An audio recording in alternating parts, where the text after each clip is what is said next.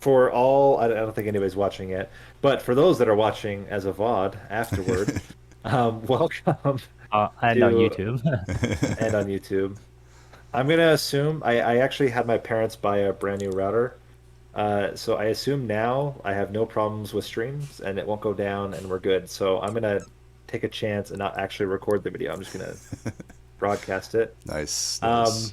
and see how that goes. And my laptop's plugged in now, so it won't Ooh, run out of batteries. So we're good. there you go. So if you're watching, either in the future or live, welcome.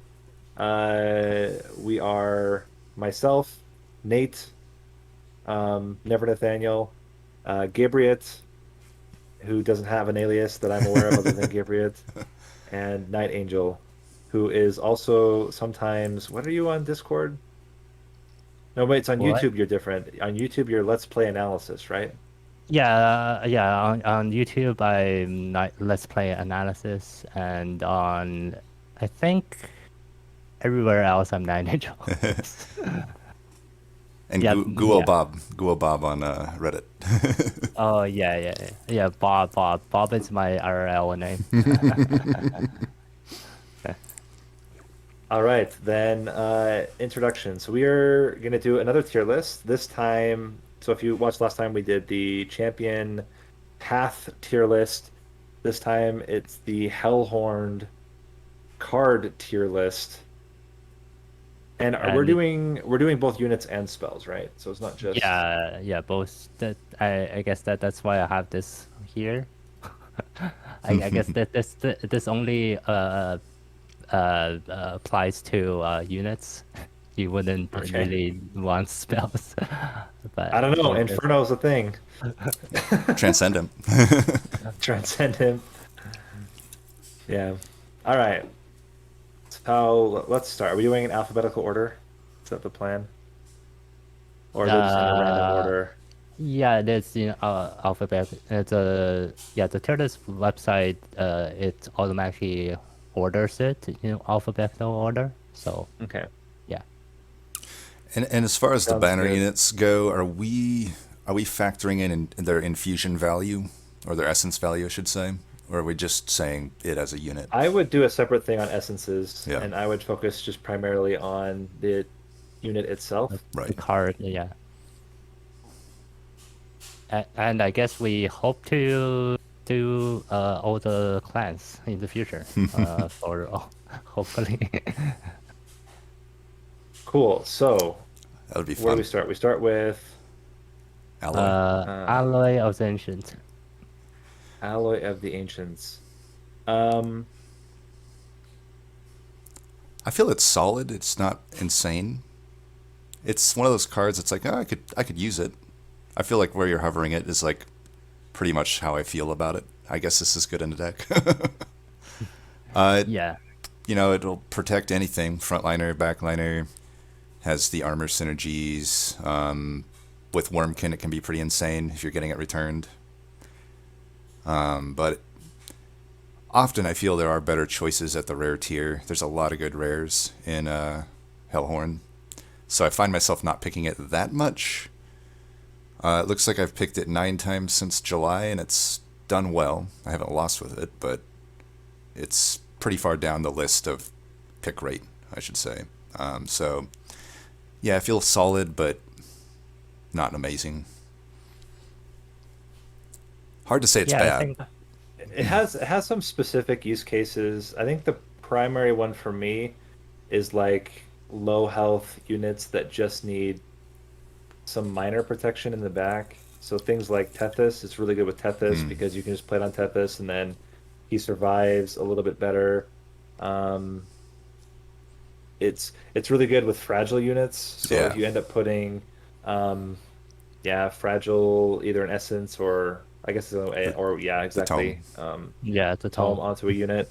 It's pretty good. I kind of agree. I think it's the other I think problem, and it's a problem with a lot of the single instance of armor cards. I mean, there's some worse ones than this, but uh, damage is just high in general right now. 25 health, effective health is just not a lot. Right. Um, but as I said, as a kind of like add-on to existing, it's pretty good. And there are some things I think like for me, like the best use case for it is something like you get -2 and remove consume, and then it's a free 50 health or 50 armor spell, which is pretty good. Right.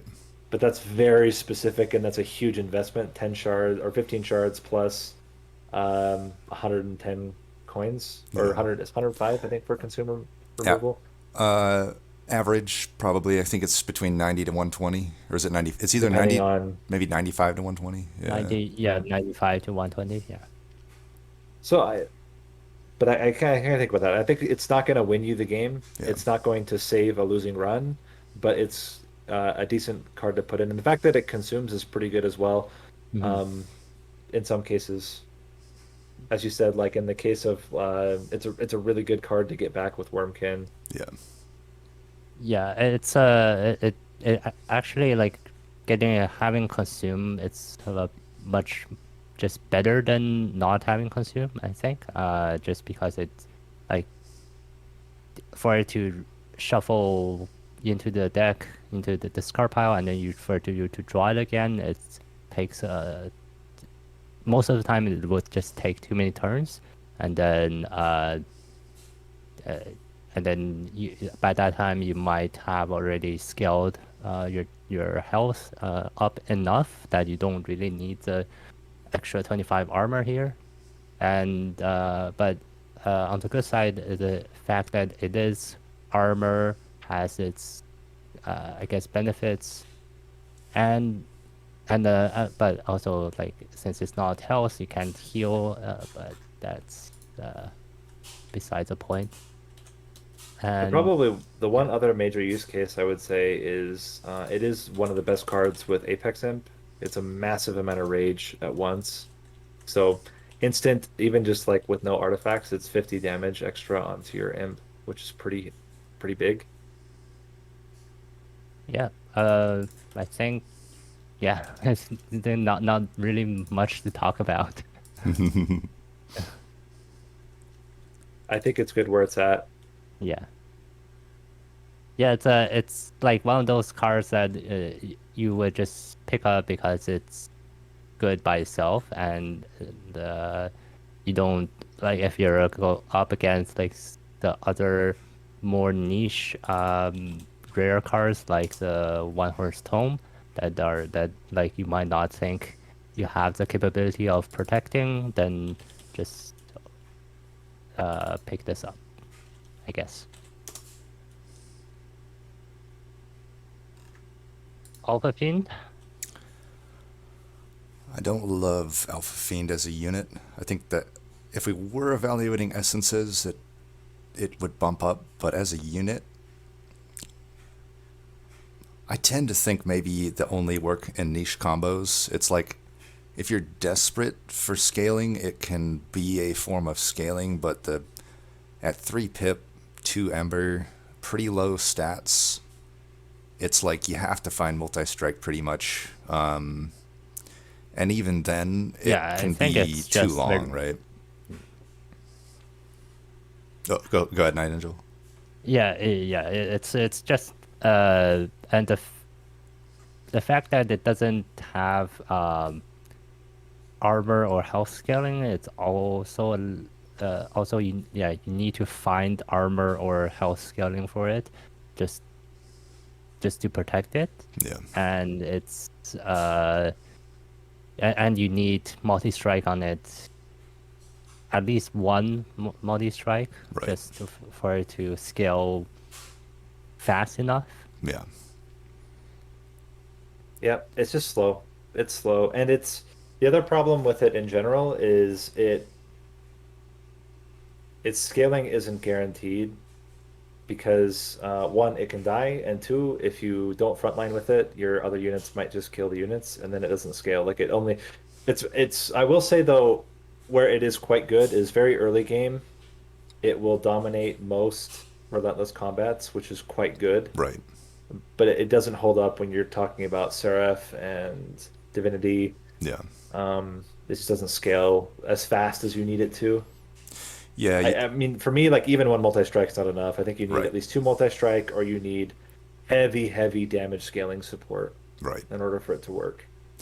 Yeah, it's like usually kind of what you're saying. It's like I'll add it with the intent to infuse it into a unit, but I know that I can add just anything really, like some health, maybe even a large stone, just to get through rings 2 and 3. Usually, I would take it if it's paired with something unplayable, like a demon fiend or something, and then just hope I get a sweeper or a shadow eater, whatever's good with it. But then the Yeah. saddest thing is when you're just stuck with it as a unit. Then you know that run's not going to be fun. Yeah, compare like this unit with something like the Paraffin Enforcer.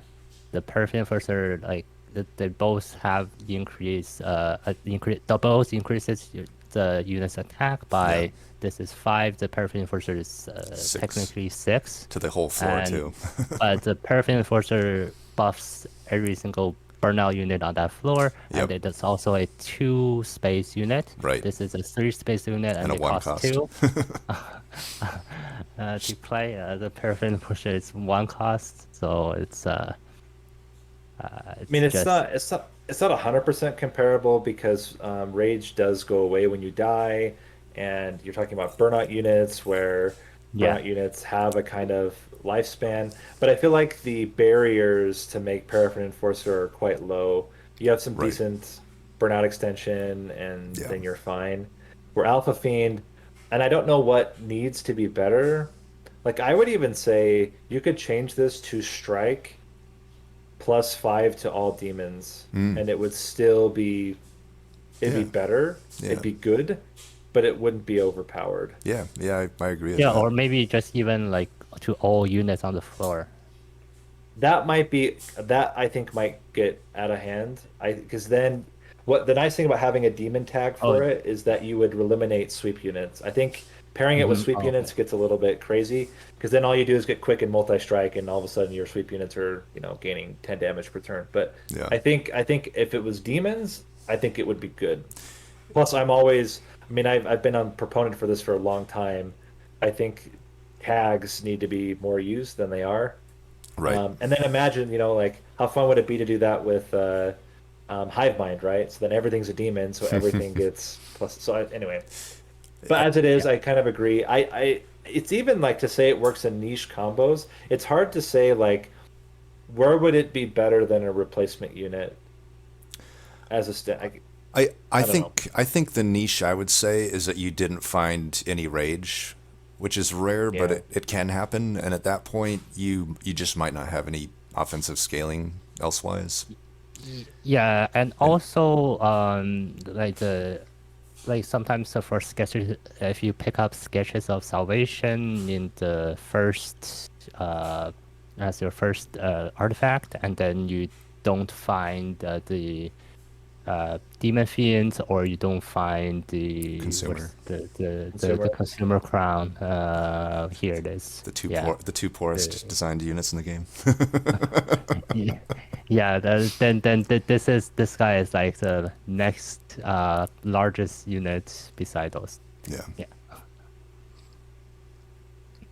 So then let's move on. Apex Imp. I'll tell you what though, Um, if you guys did want to put it to that green tier, I wouldn't be opposed to it. the I think the there are alpha worse fiend. units than Alpha Fiend in the game. Yeah. I think but it's pretty borderline. It's one Hmm. of the worst in that category, certainly. Yeah. We'll keep Yeah. tagging it to the end of that category. Apex Imp. So Red. Apex Here. Imp, yeah. Well, kind of. So the only problem with Apex Imp is it has to have support, but there's a lot of support. Like everything supports it in the deck. Yeah. Yeah. But it needs the support. It can't solo. So I don't necessarily put it in red because I think it won't just roll over. You have to have multi-strike, you have to have something in addition, and you need something to scale it. Like if you don't have any of your armor cards, it's not good. Or if you don't have steel worker, like you need something that's going to grow it. So I personally don't think it's red. I think it's in that kind of orangish. Yeah, I get, yeah, I get it. Yeah, I guess I do agree. Yeah, it's you do need at least some armor cards. The steelworker is definitely the best one, and then World Helpers and the I guess the Alloy of Ancients that we just talked about. It's are probably the I guess the best ones to get for it. It's And also the yeah, best user of One Horn's Tome in the game because it naturally needs armor. It scales off of armor, and so you're not worried about fragile nearly as much as you would with others. Right. Um, Important to note, it has complete counter synergy with every other imp. So like in particular, Imperialist, you don't put it on your floor with Imperialist with Shardtail Queen. Very important because it is an imp. But yeah, I mean I think it's a incredibly strong unit and certainly has like in terms of like the ceiling, it can go insane because everything that it has can be doubled. You can double its rage, you can double its armor. When you double its armor, you double its rage. So it's like it's really really strong. But Yeah. again, like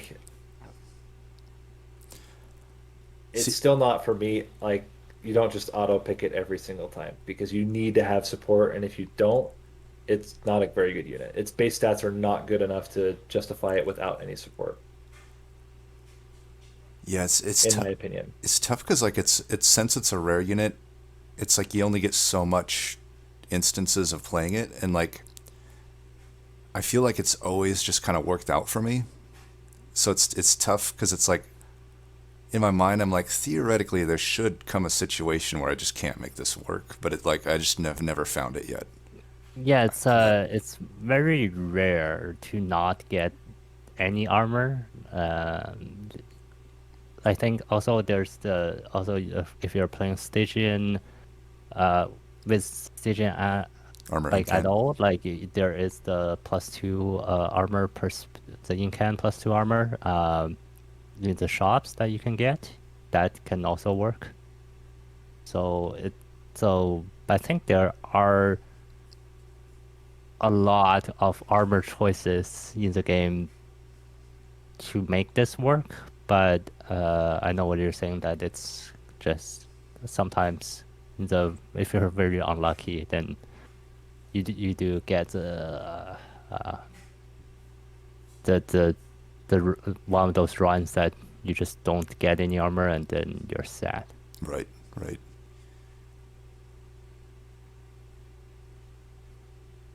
All right, next. This one's tough for me to evaluate because I know some people do really good with it. I just never seem to. Uh, I think it comes down to like how how you tend to construct decks. Like I think for me, armor's great, but it's like secondary to rage. I'll always snag rage first if I can. So often I'm just it's like even if I have a deck that has enough armor for this to be good in, I just never end up playing it in a meaningful way. But I've seen pretty good players like Hart win decks or win runs on the back of this card. So it's like I know it can be good. It's hard for me to give my sign off on it when I just haven't really had good experiences with it. I think I it's one basically that's it's similar to well, not even similar. It's the best of the infinite scaling front burst cards. There's two. It's the right better of the two, certainly. better than Bramble Lash. I guess there's three because there's also the Melting Remnant one, but we Oh, don't talk that about one. Yeah, that one. The that. cool animation. Yeah, it's Wasted animation. but I think it's a lot better because armor out of the three is a lot more useful than the others, so it's a little bit easier. But Yeah. the biggest problem for me is that it's front unit. If it was anything else, it would be really good. It necessitates piercing, I think, in order to actually be viable. So I think you do like piercing -2, Yeah. and then it's really strong at clearing units. And then you get multiple copies to do the combos where you actually can fly and kill bosses. But it's so for me, it requires a massive amount of investment, which I don't love to do into spells. To be Right. honest, I don't really like to invest so much into damage spells like that. Yeah. But it certainly has a potential to be really good, but I think in general, especially if you get it as a starting card, is pretty crap. Yeah. Which says something about it too, because it's like you could technically build into it, and I see it in my start, and I never build into it. It's just like this is so much. It's tough to make it work. Yeah, and you probably need if you're like going sort of all in on this, you need holdover and probably duplicate it. Yeah. But I mean, this battering ram compared to something like the Impolate, I think the Impolate does a similar thing. It's just that the Impolate doesn't do as much damage, Right. but it's always just it's still like frontline one-shot damage. But the ceiling, of course, you can get a lot more damage for the battering ram, and but you do need to invest a lot, like -2 cost from the temples, or -2 and holdover, something like that. Maybe some artifacts or something. Yeah, Yeah. and then yeah, some artifacts. Like at least probably you need the the extra armor artifact, the hammer thing. Don't Oh, remember right. what it's called. Yeah, I mean, as I said, like I think one of the biggest scares for me is like certain divinity floors are really bad. You have the floor with a bunch of tanks, and they each have two spell damage or spell shield, Yeah. and it's like, what do you do? Like you can't burst through them very easily. Right. And maybe it's because, at least for me, Hellhorn tends to be very unit oriented. At least that's how I imagine it. Yeah. When you have the combo with Stygian, then you get a little bit more value out of it because you get, first off, you get more armor in general with Stygian, Yeah. plus Hellhorn. It can work with conduit Um, too, I think. and then as well, if you get like damage, spell damage Tethys, you can stack up like a few. Like you don't have to do a lot, just stack up a little bit. And if you have like Tethys on a floor, or not Tethys on the floor, if you have two floors, you have Tethys on one floor, and then you have your steel worker and a couple other things on other floor. You can one shot, but it's super specific. Yeah. I think it's if I compare it with Alpha Fiend, I think there's definitely more uses than Alpha Fiend. The one nice thing about Alpha Fiend is that Alpha Fiend won't be in your starting deck, but that's that's not really a virtue. It's just so I would say yeah, I think it sits. Yeah, it's you wouldn't really. I mean, I don't normally pick it unless I know I am going like heavy armor build. Yeah, I guess that's it. And then you won't even get this card until ring 4. So it, There's a request on Twitch and YouTube. Can you zoom in so that like the cards are a little bit easier to read? Some people are struggling to read on the screen share, if possible. Yeah, that looks a lot better. Nice. I'm willing to that's it. concede maybe one day battering ram moves up for me. I would have to play around with it more because there are times when it's like I figure out some consistent strategy and it just completely changes my mind about a card. Like Yeah. Legion of Wax, for example, I used to hate it, and now I'm like, okay, you can pretty much Do nearly well always with it win in with certain it. builds. Yeah. Okay, I so think next, I can do something like this. Just give me a second. I can put up the actual like card description on the side, and then maybe that'll work better. one that we're looking at the time, you mean? The like I'll have like a picture, like a viewer on the side, like Oh, and then like I'll have a like the card that which card we're talking about, and oh, okay, so we're going on branded warrior. I lean toward the yellow on this as well. Maybe slightly better than Alpha Fiend. I've technically apparently done pretty well with it as a unit, but I don't really think it's because of it. I'm generally similar to Alpha Fiend. It's like it's a good infusion, but as a unit, it's kind of unexciting. Like it's you have to be pretty intentional with where you place it and how you build your deck around it if you actually want to get the value out of it. At that point, it basically becomes a Paraffin Enforcer, which is obviously good, but it takes a lot more work, in my opinion, than Paraffin Enforcer to actually get that effect. It's the problem with Slay in general, Right. especially Slay on a non-sweep unit is a really tall ask. It can't tank either. If it had tankable stats, then you could do something like put Spikes. spikes on it, Yeah. or you could get some value there. Right. But on a non-tanking unit that is primarily going to be in the back line, and I mean, it's not that you can't get it to hit. You certainly can. Yeah. Where I tend to see the most value with it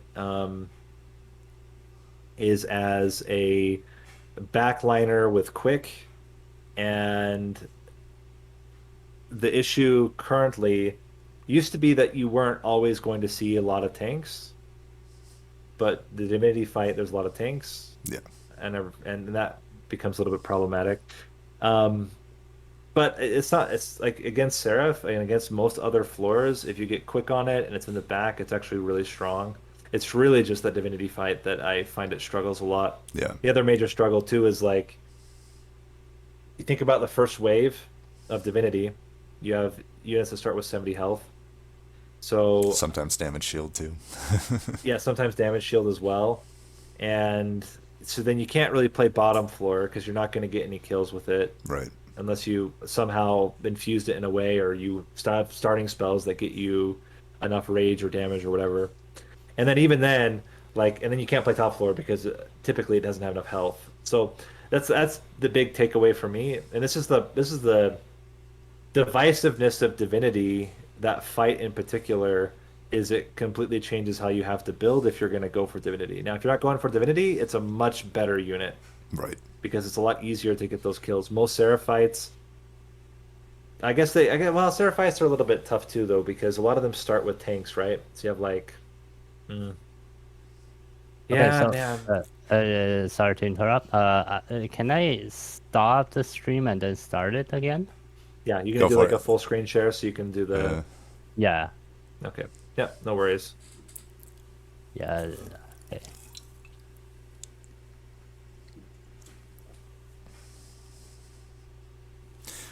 I think I do like it with Gurg Scout as well. Kind of makes it into Yeah.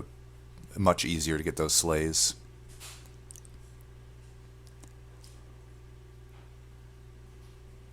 Okay, I'll try this. Yeah, yeah. So yeah, I also think it's just because of the slay, because it is slay trigger, it suffers the same uh, disadvantage as what we talked about last time with the Hellhorn, the prince. Yeah. Yeah, just yeah, that's it. And do you guys want to put it? I think it's slightly better than Alpha Fiend because it's one cost and it only takes 2 pip space. Yeah. And there's some opportunities to kind of make it work, but I think it's definitely not reliable as a unit. I should also mention it has neat synergy with the Molting Imp essence. It's not amazing, but it can be okay. Like Burnout 1 and Endless is pretty fun with it. Hey. At that point, it still doesn't give you well, it might give you more rage than a Fledgling Imp on average. Ish. Depends on how many things you kill with it, but Right. yeah. Branding right. It's the best card to have in Wrathful Prince builds. Um, Which aren't so great it's anymore. it's still good. It's just I mean it's really good with Apex Imp. Yeah. Really, really Yeah. solid with Apex Imp. It does have some versatility because you can use it to also kill units. Although that's typically not why you use it, but especially now that most units have more than 5 health, but like you Right. can do it to that, like during temperament fights and things like that. But Yeah. obviously its main use is just to exactly just gain armor on units, and that way it's not bad. Yeah, but it's Um, not as good again on Apex Imp because you would unless you have some way of buffing the health of the Apex Imp, you can only use this once on it. So it's because it only has 10 health, I think, base health. Base health is 10, and 10, then yeah. you need some way to buff the health. Right. and I think Because something being on Apex Imp is not really a build make because it requires Apex Imp, which is another rare card. So thinking about it like generally, it's the one thing it does have over like what is it, the Alloy of the Ancients, is that it doesn't have Replayable. consume. So if you want to have something that can be played over and over again, you have something that does it. Yeah. Um, yep. but I, yeah, I I don't think it's as good as it was before. Used to be a lot better. Yep.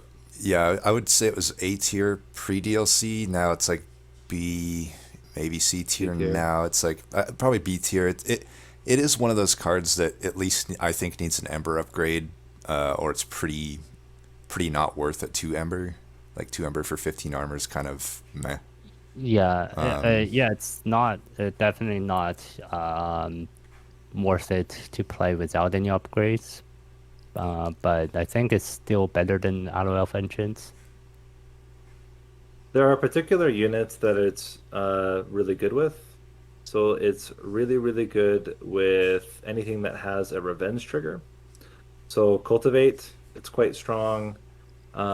With Frost Shark. the Titan Sentry, quite Yeah. strong. So there are opportunities to make it work really well, but um, yeah, it's kind of tough. Yeah. I need to mute for a minute. My Oh, wife all is right. calling, so I'm gonna Yeah. mute, and then I'll be back in a minute. You guys can keep discussing. Sounds good. Yeah, and I guess it's also good in with Awoken since you can damage your own units, have the armor, Right. and still heal. Yeah, then you're basically getting the full 20 armor value at that point. Yeah, yeah, without any without any downside to it. Right. Right. Yeah, I think it's pretty comparable to Alloy. They're almost even, I would say. You could go either way. I'm fine putting it ahead of Alloy though. Especially since it's uncommon, you're more likely to see it. So it's like, if it's similar in value, then I think it gets the edge. Yeah, I think these uncommon cards they appear they almost always you almost always get the chance uh to pick them up. Right. It's like They show I up would quite say often. 90% of the time you get to see every single uncommon card in the game in every single run. Right, because it's like rings 4, 5, and 7 is pretty much all mostly uncommons, sometimes rare, but I can't remember what the percent rare is at that point.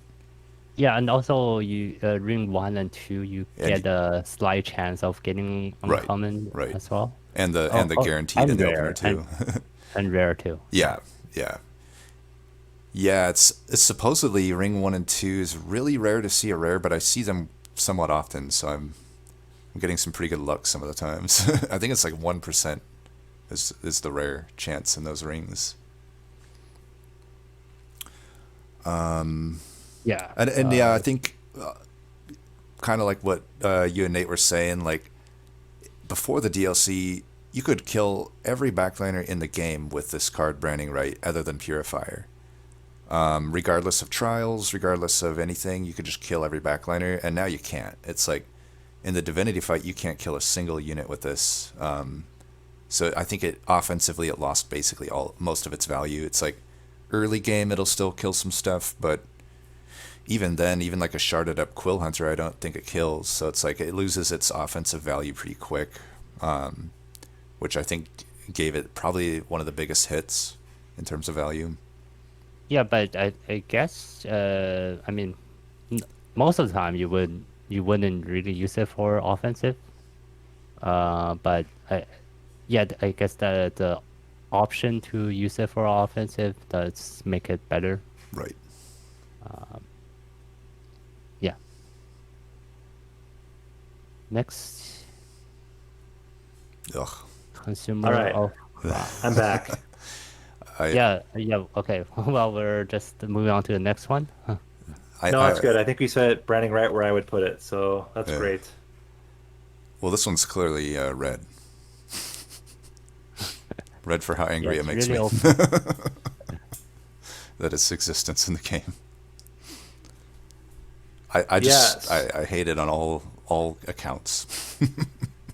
It's interesting because even with Consumer of Crowns, it's still not that great. Or sorry, no, sorry, let me say that again. Even if you With play it. no. Sorry, what I meant to say is even if you have what the freak is it called? The relic we already talked about, or the artifact we already talked about. Sketches. The sketches is still not good. Yeah. Still Um, dies. Yeah, it's yeah, not that it's not even terrible. Like stat wise, it's way better than a lot of the Hellhorned units. Like compared with like Apex Imp, it's like just completely blows it away. The problem is that the build that you want to play it in, Imp builds, don't need it. Mm-hmm. Imp hmm builds are just good with whatever. Like you just need units. And especially you don't want in Imp builds, you don't want 3 capacity units because they take up all the space you want for your imps to be able to play them to get more value out of your imps. Yeah. Um, I don't know what needs to be done to make it better, but I, I don't like it. I've seen some posts on Reddit that says that you can just make this not a banner unit, and then like you don't draw it first thing, and then maybe it'll because you can draw your imps to play your imps, and then they survive, I guess, and then you play this card, but it's You know what I would do? I would change this to rather than be minus Ember cost, I would do something more along the lines of like the what is it called? The kin host, where you Kinos play it with Carapace. imps. You play it with imps and you get a bonus for every imp that's on the floor. That Yeah. would be cool. I think, hopefully I'm not wrong on this, but I'm pretty sure Rising Dusk, he has that balance mod, and I think that's how he treats this card, which makes sense, right? Now it's playable. You have the same synergy applies, but you Yeah. don't get these horrible situations where it's like, if you get stuck ring 2 with Demon Fiend and Consumer of Crowns, it's just, you literally can't play these units, especially if you Yeah. have no imps and no Ember. You literally have 2 units that you can't play. It's a horrible, It's a like, lot of hurdles, and then even when you play it, it's again, it doesn't win you. It's not like Shadow Siege. Shadow Siege, if you can play Shadow Siege, it will win you most right. combats And at because it's least, just so freaking huge. and Shadow Siege actually has an okay essence, unlike Consumer, where it's like, outside of Lodestone, what would you ever use Consumer's essence on, right? Yeah, and why would you do Consumer's Essence when you could just do the Imp Essence and it's so much easier to get and to play? So Right. yeah, I completely agree. I think it needs to be reworked. I think there's a lot of different ways you could rework it. As I said, I think I would go for more of that type of thing. Um, yeah, I don't know, but or have it be that it benefits from having imps on the floor, something like that, that where it's like you still have the synergy, but the synergy is, you know, what would be interesting. So this is like completely off topic. It's I mean, interesting is if there was a synergy of keeping your imps out, because currently everything's all around like imps dying. Right. Like I think it would be cool if you could do something where imps staying alive actually has value, like a resolve trigger where at the end of turn for every imp that's on the floor you get a thing.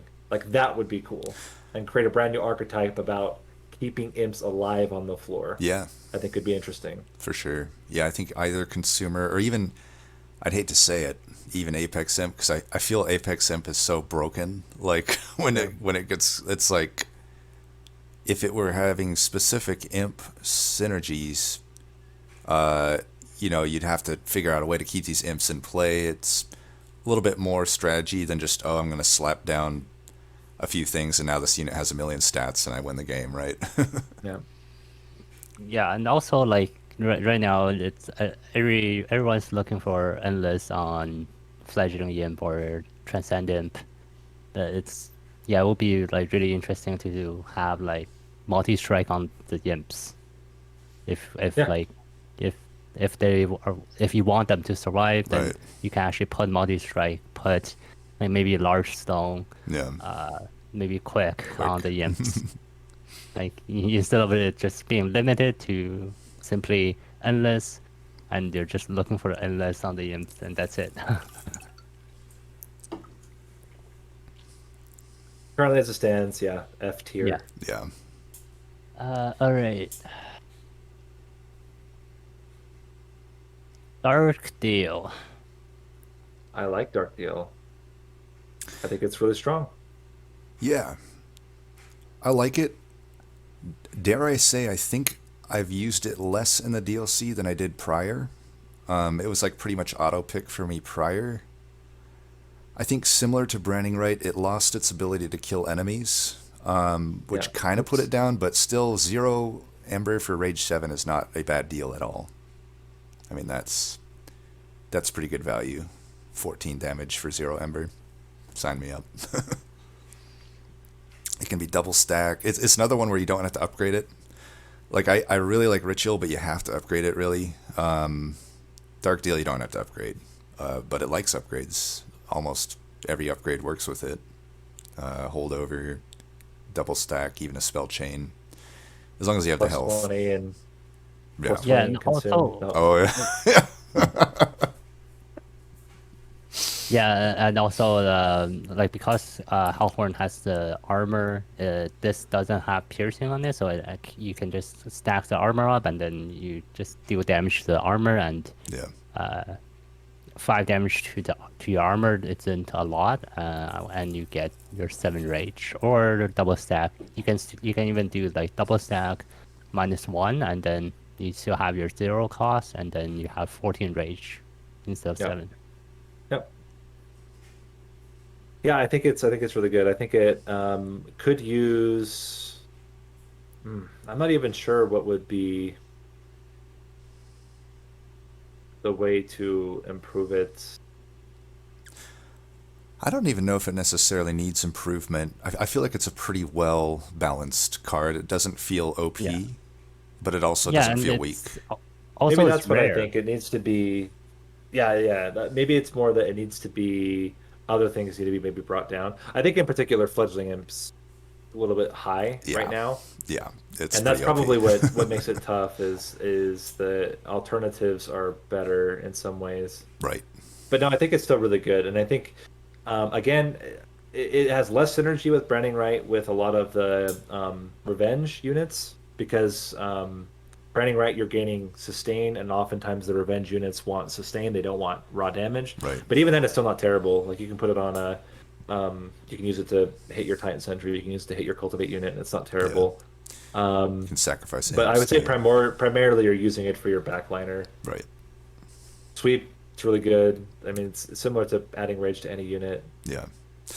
I also like that it's at the rare tier because you have, if you did miss on Fledgling or Ritual early, you have a great card that's still there. With a lot of other clans, like their offensive scaling is completely at the common tier. Like Awoken, for example, if you didn't hit on Razor Sharp Edge past rank 3, you are completely reliant on the other clan now because there's just nothing in the Awoken other than some, maybe spikes builds or something like that. But I think it really makes, I think that's one of the biggest strengths of Hellhorned is that at any point in the game you have options that you can find. For armor and for rage. Like, Exactly. there's always something. Right, and even overstacking, even Tiresome Climb, you can still overstack your floor, even though it's better used offensively, but it's an option. Yeah, yeah, yeah. Yeah. But I would say I think it's better Yeah, than branding right. I think it's probably better than alloy, but I wouldn't put it as a necessarily important part of a combo. I just think it's right, good to add to any I deck. just a think nice I solid think we card. can just put this in the front here. Mhm. Yeah. Hmm. Demon friend. The other greatly designed card. Um, I hate this card. All right, here's the other one. The I other actually big. have been liking its essence more and more, but as a It's a unit, I don't decent like it. essence. Yeah, it's has a better essence than it's a usable essence. Wait, what is its essence? It's better 30 large stone. right, 30/30 in a Oh, pip. okay. So pretty good damage. It's really good with stuff like sweeps and Yeah, Animus of Animus of Will, Will, yeah, stuff like that. Dante, But Eel Gorgon. Even Horned Warrior, it's not too bad on. right. Um, but it probably as a standalone, certainly the barrier is lower than Consumer of Crowns. You can, I mean, if you're really desperate, you can just take an Ember and then by ring 4, you can play it outright turn 1. Um, I don't think Yeah, it's worth taking an Ember 4. and it's I guess it's a beginner trap, as I think everyone have said before, and Yeah, yeah, it's people will say see that it's 50/50. It seems like a very large stat, but it's doesn't have any text, which is uh, bad, right. and also for cost, it's I I mean, would. it's I not find it unplayable. interesting. I find it interesting because how many units in the game have no text? Used to be Hellhorned had, Had a lot. it had A yeah, lot. Horned Warrior and Horned Warrior I guess it and was just Horned but Warrior. Horned Warrior got Yeah, text. Demon right. Fiend did not get text. Yeah. Is there any other unit in any other clan that doesn't have text? Shadow Siege, I think. Shadow. Yeah. Yeah, S- but Shadow I think Siege that's has it. text, massive stat bomb. Yeah. Right. Um, I think it needs text. I don't know what text it should have, but I. it should have text of some kind, I. or it should be reduced to 3 cost. I. Maybe just multi-strike one, like Horned Warrior down here. I. I I'd. don't, I don't like it. I think it should do something more unique. I'd Yeah. seen a decent suggestion that somebody said make it 3 Ember, but 1 Ember Drain, just on summon. So it's like it's still technically 4 Ember, but it's playable. I think just make it 3 Ember. I don't think the stats justify 4 Ember cost, Yeah. But in my opinion. it's still weak, even if it's 3 Ember and Yeah, uh but yeah, the for me though, I would take it at 3 Ember At least it's because then you're playable. not having to invest in a card or invest in an artifact or invest in another way to play it. Yeah. If it was yeah, playable, you could work around this. Giving this thing like 2 multi-strike, like it's one of the big problems with a lot of the units you want multi-strike on is that they don't have early scaling, they have long-term scaling. Having a 50 damage unit at the beginning with multi-strike is actually really strong. Right. But if you have to get multi-strike on it and you have to find a way to play it, then it becomes a lot of hoops. And removing that one hoop, I think, would actually make it. I wouldn't make it good. It would make it better than Consumer of Crowns. It would make it on par with like Alpha Fiend, maybe even better than Alpha Fiend. yeah. I Yeah. think it will be better than Alpha Fiend because Alpha Fiend just scales. Alpha Fiend starts at just too low of an attack value, Yeah. and this 50/50, it's still like you start off with 50 attack, which is actually just a lot. Two people suggested Trample. My only issue with Trample is I don't think it fits the flavor. There's nothing else Trample in Hellhorned. So while I think it would be an interesting text, I think it's in the wrong clan. What would be. We have a lot of armor stuff. You have Steelworker, you have Rail Beater, Rail Apex Imp, Beater, Apex Imp, Welder Helper. Welder Helper. So you have a lot of like armor related stuff. Rage, you have Fledgling Imp, and you have Branded Warrior, and you have Ritual. um Ritual. well no, what's his name? The Deranged Brute. Oh right, yeah, Deranged Brute. Um Oh yeah. He's pretty legit. and then multi-strike you have just Horned Warrior. What other types of text are there? Demon Fiend. Ah, you know what would be cool? Gain multi-strike for each demon on the floor. Mm, And then you like have a legitimate overstacking strategy. yeah, Don't increase its cost. Have it be you play one or two demons on the floor, and it just gains multi-strike for each demon. I think that'd be cool. But then you would always have to play it with a overstack floor. Yeah, yeah. I mean, but it creates a build. Overstacked floors right now, you don't do with Hellhorn because imp builds are so much better. Like I mean, I say that you can do overstack builds. Like there's still some cases where it's strong, but the biggest drawback of overstack builds now is that imps you basically have to not have imps, which is terrible because imps are so freaking good right now. So I think like being able to re-enable the overstacked floor concept with something like that would be really cool. Yeah, I I mean, Yeah. I think at any rate, no matter what is done to it, I just hate that it's uncommon and unplayable in the early yeah. game. Like as long as that portion is fixed, I almost don't even care what gets done with it. I'm like, Mm. I just hate having an uncommon banner unit that can't be played Yeah, outside of maybe like like I Umbra or change it something. to rare and then have that text that you said, Nate. Yeah, yeah. Even putting it at rare, making it have that, because then you'd be pretty unlikely to get consumer and it. And maybe Apex Imp drops to uncommon and has that imp synergy where it's no longer a carry unit itself. It's there to like make its. I mean, it's an Apex Imp, right? Yeah. It needs to buff up all the other imps. Or something. I don't know. Yeah. I think, Change it to to be Alpha honest, Imp. I think that Hellhorn could use a kind of pass over in terms of what is this clan gonna do? Like, it's really strong.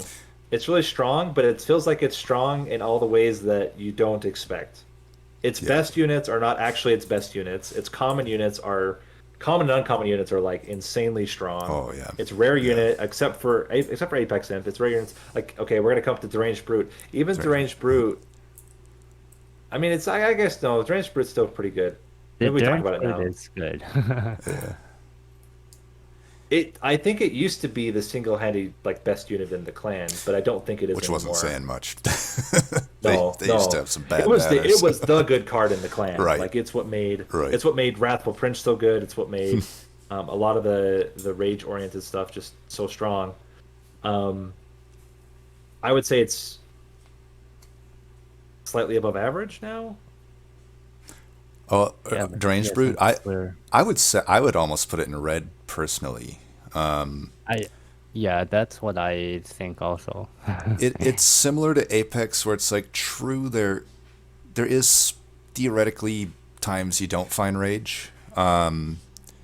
I've had it happen, but like I feel like most of the time you're gonna have rage, and if you do, this unit just if you can find a quick on anything, even if it's not the brute itself, like a sweeper or something, you've basically won at that point. Like you don't even need a good rage card. You could survive off an inflame at that point because now an inflame is doing more than a ritual basically would normally. So it's like I think it's pretty crazy. When you first add it is probably when it's at its potentially weakest because that's the rings where you might not have had your rage yet, even if you have it. The depending on your RNG, like you might draw it in the right order. Especially if you're facing like haste ring 2 or something, it can catch you by surprise there. My my current issue with it is it suffers the same way that Predator Wildington does, which is that the moment it dies, everything loses its effect. And I think there's a little bit of a problem because it doesn't have tank stats. It's pretty weak. It dies, especially now, it dies really quickly. And the moment it dies, you're lost all your rage benefits, which is oftentimes like when you're looking at end calculations and you're like, how the heck are my units doing so little damage when I have a deranged brute and a bunch of rage? It's because your deranged brute's dying and it's dropping off damage. Right. So what saves it is that again, there's a lot of like chump blocking you can do because of imps, but I would still say that the level of damage for me has made it difficult to play in comparison. It's really good if you get like Steelworker Essence on it because then it has Steelworker's great. some kind of self-sustaining.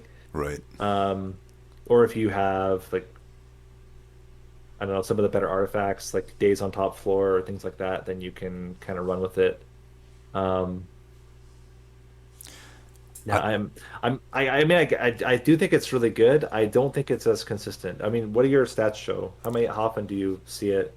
uh, so since July, I've only seen it 6 times, but I haven't lost with it. So 6-0 with it. So it's not like it's always showing up that much. But I think with it, I tend to actually overstack, and I think that Mm, can often because you can get one thing with brute is its effect stacks with each other, so you can get two brutes on a floor. yeah, I think quick becomes super good at that point. Like even a brute itself with quick, you could hellvent it 2-3 times. Now even if you didn't find multi strike, 3 units are guaranteed dead pretty much. yeah. It's tough because it's similar to Apex Imp though. It's like you don't see it that much, so it's like there is enough variance in the game that even though I did go 6-0 with it in that period, I could have had a run where it doesn't work well, right? It's really tough for me to evaluate these rares in that sense. You just don't see them a lot. You don't see them a lot. Yeah, it's like uh, if I could get a sample size of 20 games or so, and then maybe I get a better idea.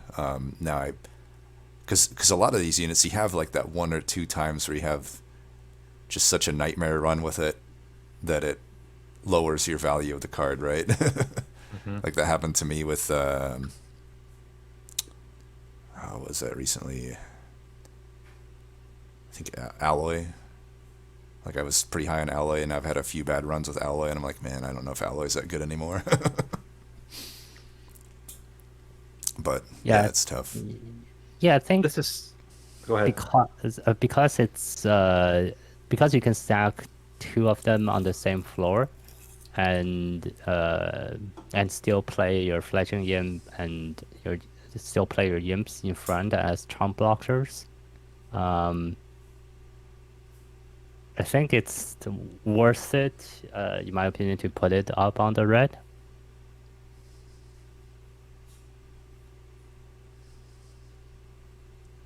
I think it's probably not as good as Apex Sim, but I would put it on that same area. That's fine. Okay. Yeah, Well, yeah, it's fine. Yeah. I feel like we would want Apex and Brute on the same level Hmm. to be consistent Hmm. because they have the same Yeah. kind of thing. It's like, the two If big you have the things support, they're are just really good. right, exactly. Okay, so then next up is Inflame. Um, it is the second worst spell in Hellhorned. Yeah, Um, I don't love it. I've been uh, forced to use it. Like you can make it work, which is more than I can -2 is not say. bad. Yeah, -2, double stack it. It's a lot to invest just to get 8 rage and 10 armor, but 8 rage and 10 armor, you can make that basically be what you need. I rarely find the armor portion is relevant. Um, Yeah. Usually it's like I didn't find rage and now I have to use inflame as my rage, and it's sad, but at least it kind of works. Like I'm hesitant to put it in green just because it's workable. Unlike I feel like a lot of other clans just have some of these spells where they just it's so hard to make them do anything. Like inflame, it's bad. I would never say it's good. I would never even say it's okay. but it's Y- workable, I guess. Yeah, It's 8 damage. it's it's like the backup plan. Right, right. If you don't find any rage or armor, the Sometimes 5 armor, armor, it's very sad, but it's like the backup plan, and then right. you before, when double stack didn't cost the extra ember, it was pretty was like okay, pretty good, Right. but now it's you need the at least the -2 cost, and then double stack, I guess. But it's just Yeah. I actually think I don't. bad. I almost don't prefer to double stack it. I almost prefer it being zero cost, just to have it -2, and Yeah. then just play it for free. I Could mean, it's hold it obviously over at better that than. point. Yeah. Yeah. The Yeah, other and thing I also think. Oh, oh, go ahead. Sorry. yeah, sure. And also the thing is that like if for the unit, if you want to put on a unit that for the rage portion, if you would probably put it on a backliner unit, and then you normally that backliner unit don't need extra armor. Um, so the armor is normally just wasted. But if you need your front line to survive, the extra 4 rage on your front line, which is only doing like 1 hit or something, or even have like in the cases of uh, of the sharks, like they don't really do any damage themselves, and the extra rage is just not really used. So it's a like kind of a there's a like debate there. I guess there's a It's like yeah negative synergy with itself because yeah it's an negative offensive and defensive, and yeah. you want Let me to. find my words. Right. So what was it's similar to like Branding Right, which Inflame was a lot better when Wrathful Prince was the king of Hellhorned, Yeah. and because again you had one unit you can play both onto. Right. In a lot of ways, it's similar to the same problem with Sharpen and Awoken. It's the same issue, is that Yeah. you want spikes on your front unit, you want damage on your back unit, and it's in both. And so who do you play it on? And again, that was another card that's really good with Wrathful Prince. But Right. anyway, it's Yeah. it's this struggle of like where do you use it? That's why it's for me like having it be zero cost. And then I usually just play it on the back line. Don't worry about it. Like Yeah. that's typically my use of it. Right. I think it could be buffed to if you really want to keep this where they're going to be together, you go 5 and 8, and I think it's a little bit more reasonable. I The think you fact can that just do 1 cost that and keep also it. the only thing I don't like about the one cost is I guess that's not terrible. Then you could just do double stack and -2. But I don't think it's the cost that's the problem. I think it's The impact. yeah, it's a card that you had to draw, which means you didn't draw other cards. And is drawing that card for its benefit worth it, Right. irregardless of the stat cost? Certainly Yeah. at 2 cost, it's bad. Yeah. At 1 cost, would it make it good? I don't think it would make it good. I think it Yeah. would make it average. Right. Fair, yeah. Yeah. It's a fair So, card. and if that's what it needs to be, then I think that's fine. It's certainly there are a lot better cards to put -2 onto than Inflame. Yeah. Especially in the Hellhorned arsenal. But more and more, I'm of the opinion that like Ember Cost, while important, Ember Cost is most important in the first 3 rings and becomes significantly less important later on, and draw opportunity cost becomes way more important late game. Yeah. And so it's tough. Like there's no way to reduce the draw opportunity cost of a card that only has so much benefit. So Right. Yeah, yeah, that's why I play with this game more. It's the opportunity cost of drawing this card versus drawing like another card that may be just much better. It's just way more important than like Ember or Space. Okay. Okay. So yeah, keep it in yellow is fine with me. Yeah. It's teetering between green and yellow, I feel. Fledgling Yeah. Imp. Now this card needs to be nerfed. Yes. It's really It's good. I think oh, I don't have it here, but I have the uh I still have the other the pre buffed Fledgling Imp here somewhere. I oh, think it used to be three like Free three rage. rage, yeah. Free rage. uh I think it'd be Which it balanced at should be. It 3. needs to go back to 3. It Right, needs to go back to 3. right. Because right now Yep. it's literally every time It's I've too skipped good. it, I every time I skip it, I'm like, well, I should have just picked it because it would have just won Would me have this saved game. all the problems. Yep, Yep. yep. Every time you want to diverge, it's like, well, this run would have been a million times easier with just fledgling him. It's nice because it's like you find it early, right? And you usually, at least I think I'm similar to you guys in this, where it's like I like to target those early Merchant of Steels, and now you have an additional big upgrade that wins you the game, and you don't rely just on finding multi-strike now or quick. Rarely would you be searching for large stone that much, but now you have endless as an option to basically win you the game because Yep. an early endless fledgling your whole offensive game plan is now solved. You don't need Yep. anything else. Just a few. yeah, You could hell yeah, hunt and it. even possibly your defensive it's semi-defensive Yeah, because you were jump block. it's a chump blocker. Yep. Yeah, I mean, I've surprisingly put a lot of plus 25s on it just because I Yeah. know it's going to die every turn anyway. Hmm. You just put plus 25 and The it absorbs. the damage shield one is actually, it hard counters patient too. I've noticed that. Like you basically, like, it can't trample through you, and then it just, like, hopefully you have some way to like imp shard tail queen or something to help it die anyway. Kill But it afterward. Yeah. right, or horn breaks, Or burnout. burnouts. Yeah, burnouts Burnout. great. Yep. Melting remnant. That's really good. Yeah. I would put it in red Um, personally. I mean, to me, if there are units that fit the mold of red, Like pure red. yeah, like Yeah. it's like offensively at least, and like we've said, even defensively potentially, it solves everything, and it almost doesn't matter what you have on the floor. Even if they don't have multi-strike, you could figure something out. Like you just, whatever units are on the floor, they're gonna have so much damage. You can self-infuse it to get 10 rage a turn. True, you might not find endless, but I find that you can still make that work.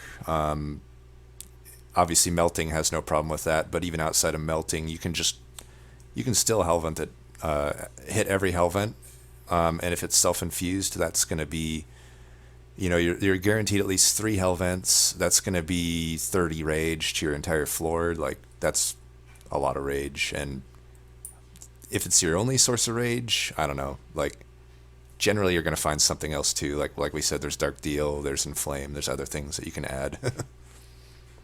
And the benefit here as well is like with multi-strike, you want like a lot of it. You want more than one. You literally just need an endless and Right, endless. right. And if you're like insanely desperate, you can do an essence. Yeah, So there are 2 Transcendent. endless or yeah, transcendent or Votavary. Yeah.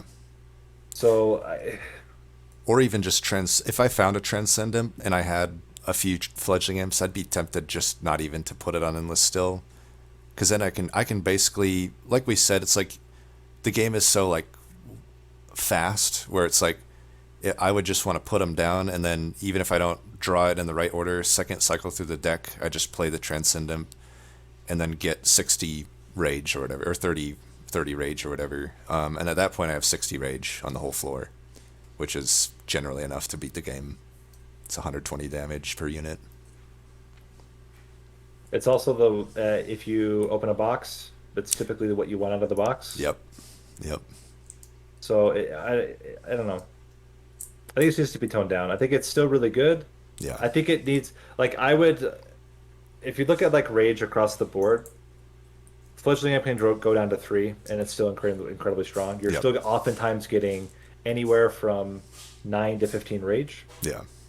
Don't underestimate that also it gives rage to itself, which sometimes is relevant. It's Yeah. not always, but sometimes it's relevant. Oh yeah. especially and early game. then all the rest could be buffed. And I would actually keep their Ember values all the same, Yeah. buff the rage values. It's we're gonna come up to it in some time. The fact that there is a consume spell that only gives 3 rage and this gives 5 rage is absolutely insane. So Yeah. I think all of the rage needs to be work. I think the spells, apart from one, need to be buffed, and all of and then Floating Up could be toned down, and it would still be the clan would still be fine. Right. And maybe, you could keep maybe the essence same, because it seems like with the imps, their idea is that the essences should have better effects than their innate or their like unit effect. So Yeah. if it was like rage I- 3 just for imp, like, and then maybe 5 for I the would essence. actually do summon rage 20. That's what I would do, not for the floor. Oh, just For on the unit. itself. Yeah. That Or could be maybe not 20, interesting. maybe 10. Yeah. Summon rage 10 or something like that. Yeah. But that would just apply to itself, right? Yep. But then it would also apply to anything else. Like you could also get massive transcendence that way. Oh yeah. So you could have a transcendent that you repeat over and over again, and it summons itself with 150 rage, which would be kind of fun. It would create, I think, again, creating new The archetypes. imp I think archetype. like Yeah. Yeah. a Flo- transcendent that doesn't die, a transcendent that's Floor of imps. yes. So I don't know. I think they're because you think about like Welder Helper is a completely different thing. It doesn't do Right. the whole floor, and it gains armor on itself. Yeah. I think you could do something with rage that would make it interesting, apart from just giving rage to the whole floor. Yeah. Would be my thought. But anyway, Yeah. Yeah. It's just it's crazy. very, very, very strong though. Very strong. Very strong. Um, And I guess we're up for one of weaker card. Fortify, it's fine. Only because it's 0 cost. I think it's just not it's not that fine because it like instead of drawing fortify you might want to like draw something else that it as we said before, like the opportunity cost of drawing fortify, it might be too high. The only thing with Fortify that's nice is it requires 0 investment. There's no reason to ever put a buff or a stone on this card. It just is what it is.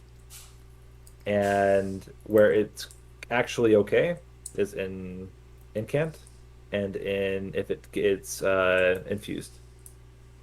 If you have either of those, I actually really like it because you don't have to invest anything, and it just is a free incant and a free infusion whenever you want, or an inspire effect whenever you want. Outside of that, it's pretty mediocre. Yeah, I would say it's my least favorite common for this clan. I think you kind of hit the nail on the head, Nate. Like I do like an incant and inspire because it fits the bill. It's a free incant and an inspire, and maybe that armor can help in some cases. But like also kind of to your point, Nightangel, it's just so low impact that the cost of drawing the card, it's like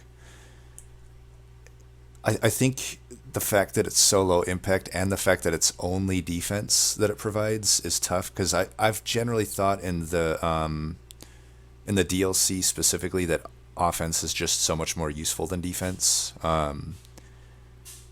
That it's just tough because it's like putting, you stack 5 armor, even if you're getting that each turn, it's like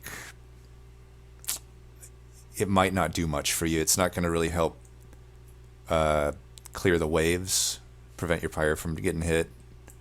Yeah, I guess I don't value Fortify too much. It's pretty similar to Inflame for me, I would say. Yeah, it's I think it's just now that enemies they do 70 to 100 damage like in the Temperament fight and the Last Unity fights. The 5 extra armor. It's just Yeah. not very. I mean, do you really want this card? Versus like you, for example, you draw like your Alloy of Vengeance. Right. Right. That gives you 25 armor instead, and and then that one extra turn early, like you drawing the card one extra turn early might just save you the game, Yeah. save your units, and It yeah, It's another similar to Welder Help or something we talked about with Rage. I think they're the units that do armor stuff do too much, and the spells that do armor stuff do too little. Yeah. I mean, think about this is Steelworker's resolve trigger. It Right. costs no draw. It's just his resolve, and by the way, it does it for the whole floor. Yeah. yeah, At no Just cost to draw and no cost to anything. yeah, it's a one cost unit that does this spell every turn to everybody on the floor for free. And it's just like this is the thing with Hellhorned again. It's got some pretty good spells, but it's got some insane essences and some really strong units. And that's where it's so over the top. Yeah. And I think that's where the balance needs to lie is there are particular builds that are so much better. Like you just take Fledgling Imp every time. You take Transcendent Imp every time. You take Welder Helper every time because they're so much better than any of the other spells in the deck. And I think that needs to be somehow tweaked. Yeah. yep. Compared to anything like all the other common cards that you would get alongside this Fortify, like why would you pick Fortify over like any other common? I think other commons It's like were Welder coming Helper. up on Hidden Passage, Hornbreak. What else? Like all the Imps, Vent. Yeah, Vent. Just nice AoE. Vent. Yeah. I'd rather just prevent the 20 damage coming in than add 5 defense. Yeah. So let's maybe we can do some just for time's sake because we're very long-winded. Let's do keep this in the bad spot. Let's do both ascend cards together. Yeah. Sure. We can do all the Imps together. I'm not sure that works. No, I could, think let's we start could, pairing yeah. some things a little bit. I think would be okay. Yeah. So we have Hidden Passage and we have Tiresome Climb. Yep. As you mentioned, Gabriel, you can use them both to overstack. Yeah. Not typically advised unless you have a build that, for example, either can remove days or where it's so important to overstack that you need to overstack even at the cost of 2 days. Right. Um, what are your guys' thoughts on overstack builds in general right now? I think it's really good. I think yeah, It's really I think they're pretty good. I prefer to do a fledgling imp build if I can, but if I don't get it, I know that overstack will be solid.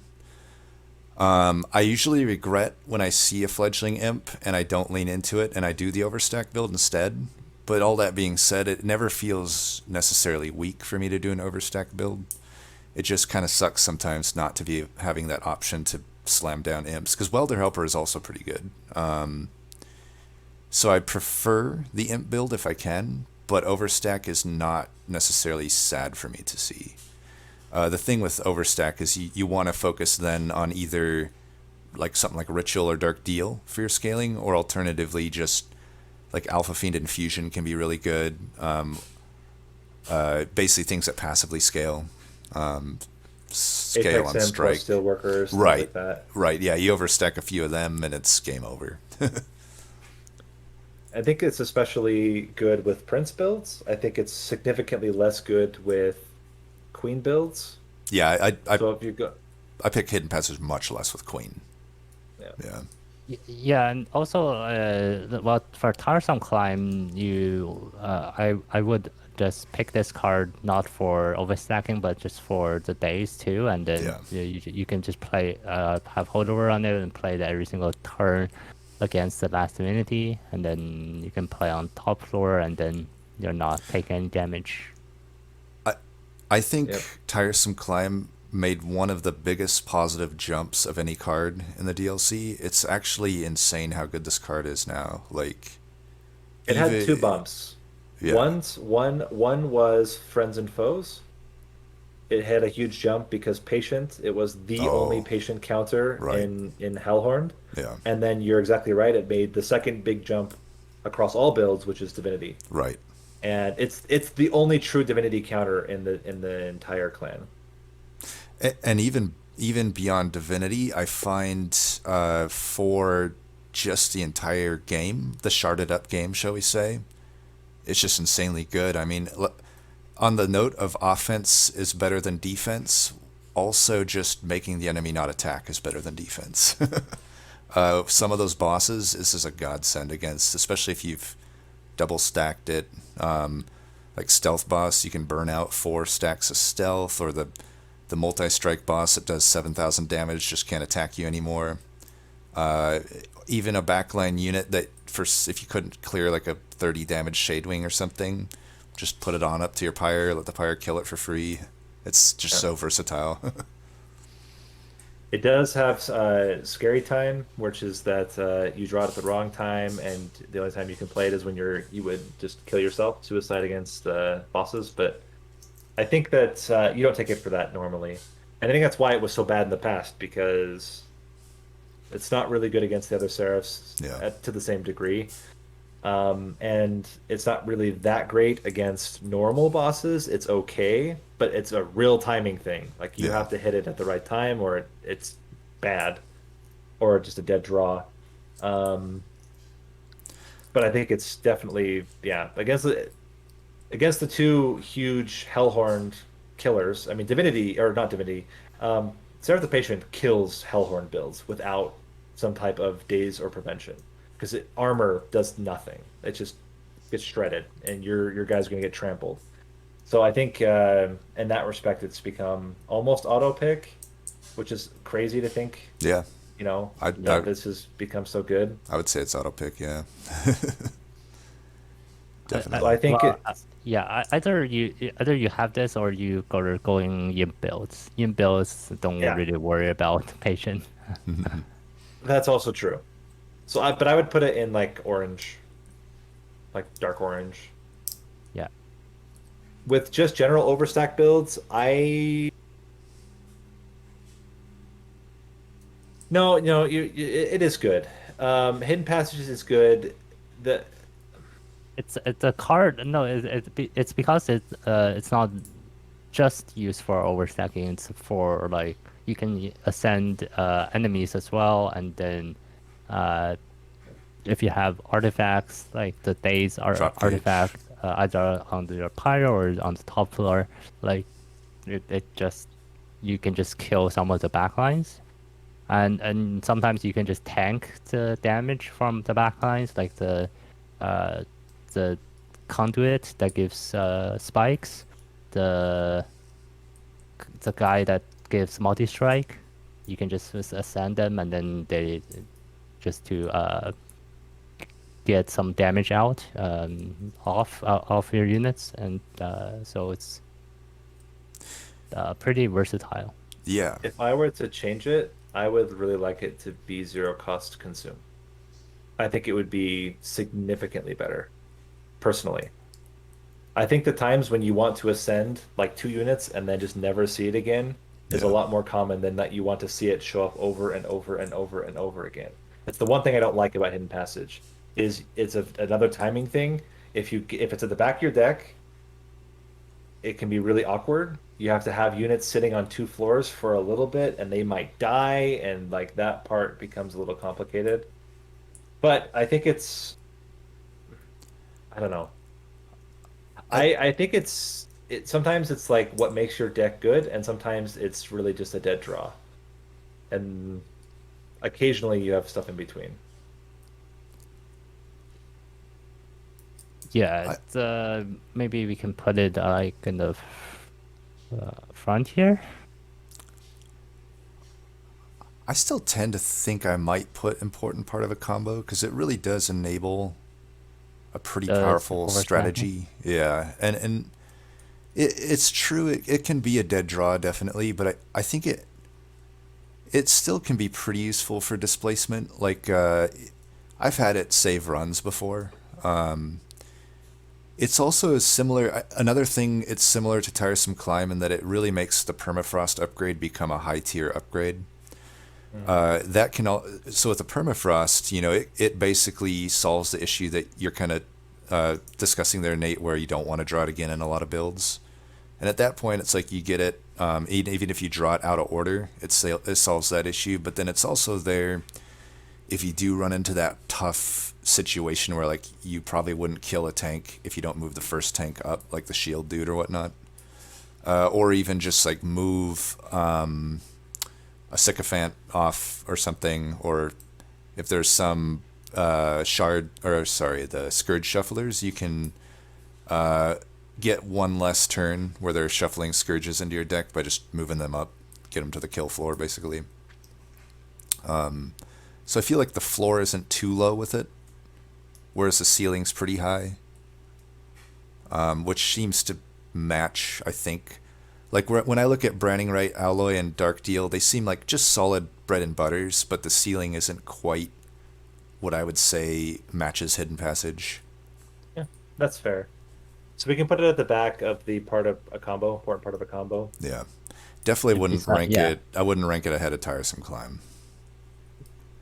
Let's yeah, do then we can do Hornbreak and Torch together. I think that fits.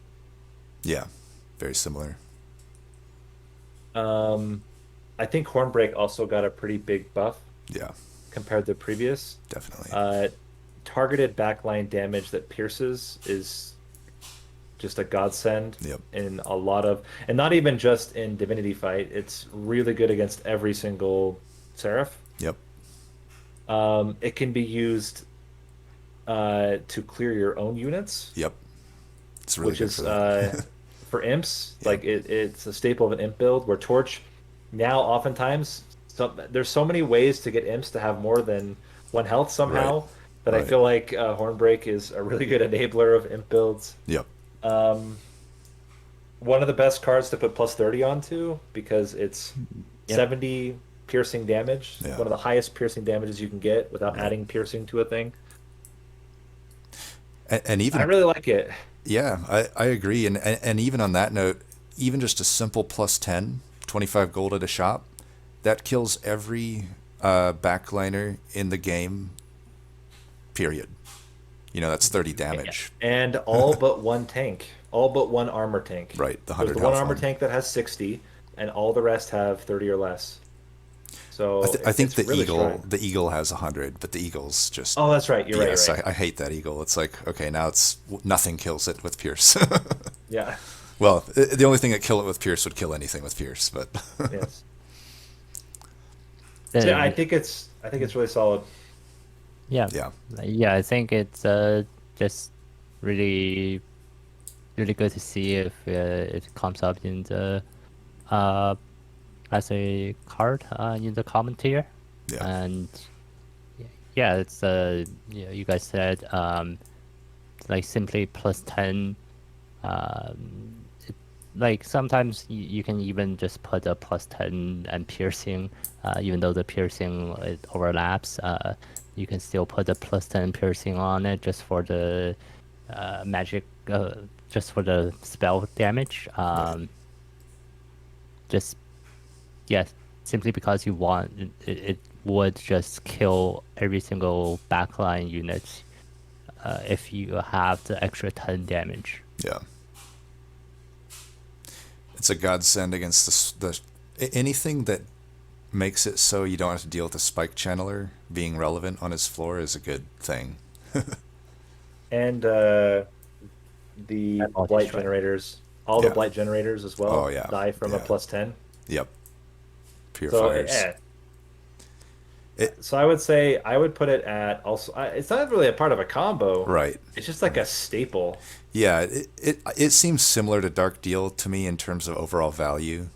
it's like it will provide value almost guaranteed in a run. It's never gonna be an irrelevant dead draw of a card. Even if you don't upgrade it, it's still killing the spike channelers. But generally, you'd want to upgrade it. Just even if you have to Surge Stone it, if you're unlucky and can't find the +10 damage, like just a one-time 40 or 50, however much that is. I can't do the math right now, 50. but yeah, 50. Yeah. Like, I mean, that'll save a run in a lot of cases. Conversely, Torch got a lot worse because nothing dies to 2 damage anymore. Not Right. even in Ring 1. Right. Yeah, Torch is almost solely reserved for killing my Fledgling Imps and Welder Helpers now. Which is still okay. There's worse commons in the game, or worse starter cards, I would say, in the game. I mean, it's still but good against Mark of Invasion. True. Yeah, it makes me more confident to take a Mark of Invasion. And you could put spell upgrades on it, and then it's still better than at least it's better than a spear. Like an upgraded spear doesn't kill any frontliner, but an upgraded torch kills a backliner in a lot of cases. Yeah. There's just so much spell shield in the late game that if you're not adding pierce to it, it's like it might kill something, but it probably won't. Alternatively, it does burn through it. So if you have a big True, spell and you true. need to get through spell, it's really good at, for example, Seraphs. Like you just punch all the spell and damage shield away, and Right. so it's a cheap thing. I would say it's probably upper yellow. Yeah. I think it's better than Battering Ram because it can target, and there's not. I mean, it's the basic card that you have to play with every single time. So It's a mid-tier common card, I think. Yeah, I'd agree with that. I'm not in love with it, but I don't hate it. I can see arguments that it might be really good. I find probably half my runs I just don't really use them that much, and then half my runs they're a godsend. I mean, sometimes it's without these torches, I would not be able to play my Fledgling Imp every turn or something like that, and or a Welder Helper, and it's just super good in those type of runs. It is ironically, though, I feel at its best at killing your own stuff or even triggering revenges than it is at actually killing enemies. Yeah, it's the only thing that makes, I think, well, not the only thing, but it's one of the things that can make Frost Channel work pretty well, is that you can torch your own Oh yeah, Soul Guard. yeah, to it's trigger. really good with that Soul Guard. Yeah. Okay, who do we want to pair Horned Warrior with? I guess we can pair it together with. No. Should we just Normally put we would. the 3 reworked ones together? No, we can do them separate. We can do the Oh, other yeah. 2 together Yeah. because they kind of fit together a little bit better. But Horned Warrior, multi-strike's really good. Yep. Not very many units start with it, and Yeah. it has better base stats than a lot of the multi-strike units. Yep. With no real downside. It's weird because it's when I compare it to Animus Will, I'm like, oh, Horned Warrior is just worse. But it turns out that doesn't mean it's bad. It means it's still pretty And good. it's not necessarily more. It's not necessarily worse. If you put Early game, plus it's better, 25 yeah. health and an extra multi-strike, Right. you'd have to put, like a plus 10 and a plus 25 on an Animus, and they're pretty similar. Like Yeah. it has a little bit more health. It has a lot more starting damage. 12 starting damage is a lot. Yeah. It does have 1 less multi-strike, but I feel like that's not a massive downside. Right, and it's when you compare to other banner units other than Animus Will that get multi-strike, they usually come with a significant downside. Like Alloy has the fuel, which is tough, especially early game. Yeah. And even the egg, I love the egg. Kinhost, I can't remember the name of it. The Kinhost Pupa, whatever it is. Yeah, Kinos Pupa. Oh, Pupa. yeah. But 8 shell is, that's a significant thing to chunk through to get multi-strike, especially early game without the right parts.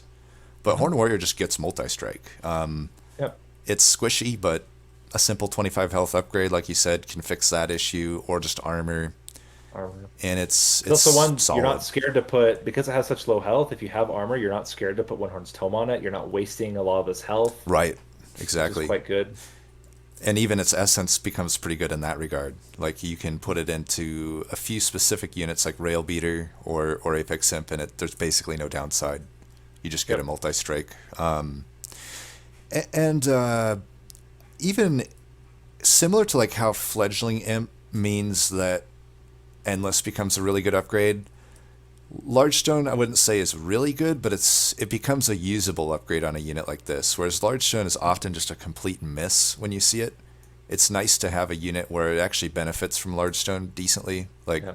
as long as you got the pip space. But Horned Warrior is pretty flexible. You can use it in an imp build, but you can also use it in an overstack build, like just stack up and put rage on it with ritual, or even I would say it's not insane, but it's not unusable with Alpha Fiend infusion. Like I've had it work with Alpha Fiend. I mean, at the base it's 10 damage. If you get another multi strike, it's 15 damage a turn. So there's a lot you can do with this unit. It's crazy how much of a 180 this did when they reworked it for me. Like I never picked this unit before, and now it's my third most picked Hellhorn banner. I would put it in terms of ranking, top of kind of yellow orange. Yeah, I don't think it's not like as good as Apex Imp or Deranged Brute, but certainly better than most of the other. In fact, I think it's better than every other non-imp unit in the game. yeah. So I put it. I wouldn't put it Yeah. as an important part of a combo. I'd put it there. Yeah, exactly. yeah, I think I actually haven't played much with this unit. I guess I should try it a little bit more because I guess the multi strike does make it a lot better now since multi strike is valued really high. Yeah.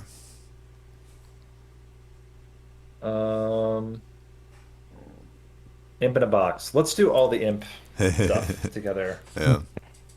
We can do. Are we doing all the imp stuff or the units or just the spells? Imp spells, Yeah, you can do Yeah. those spells.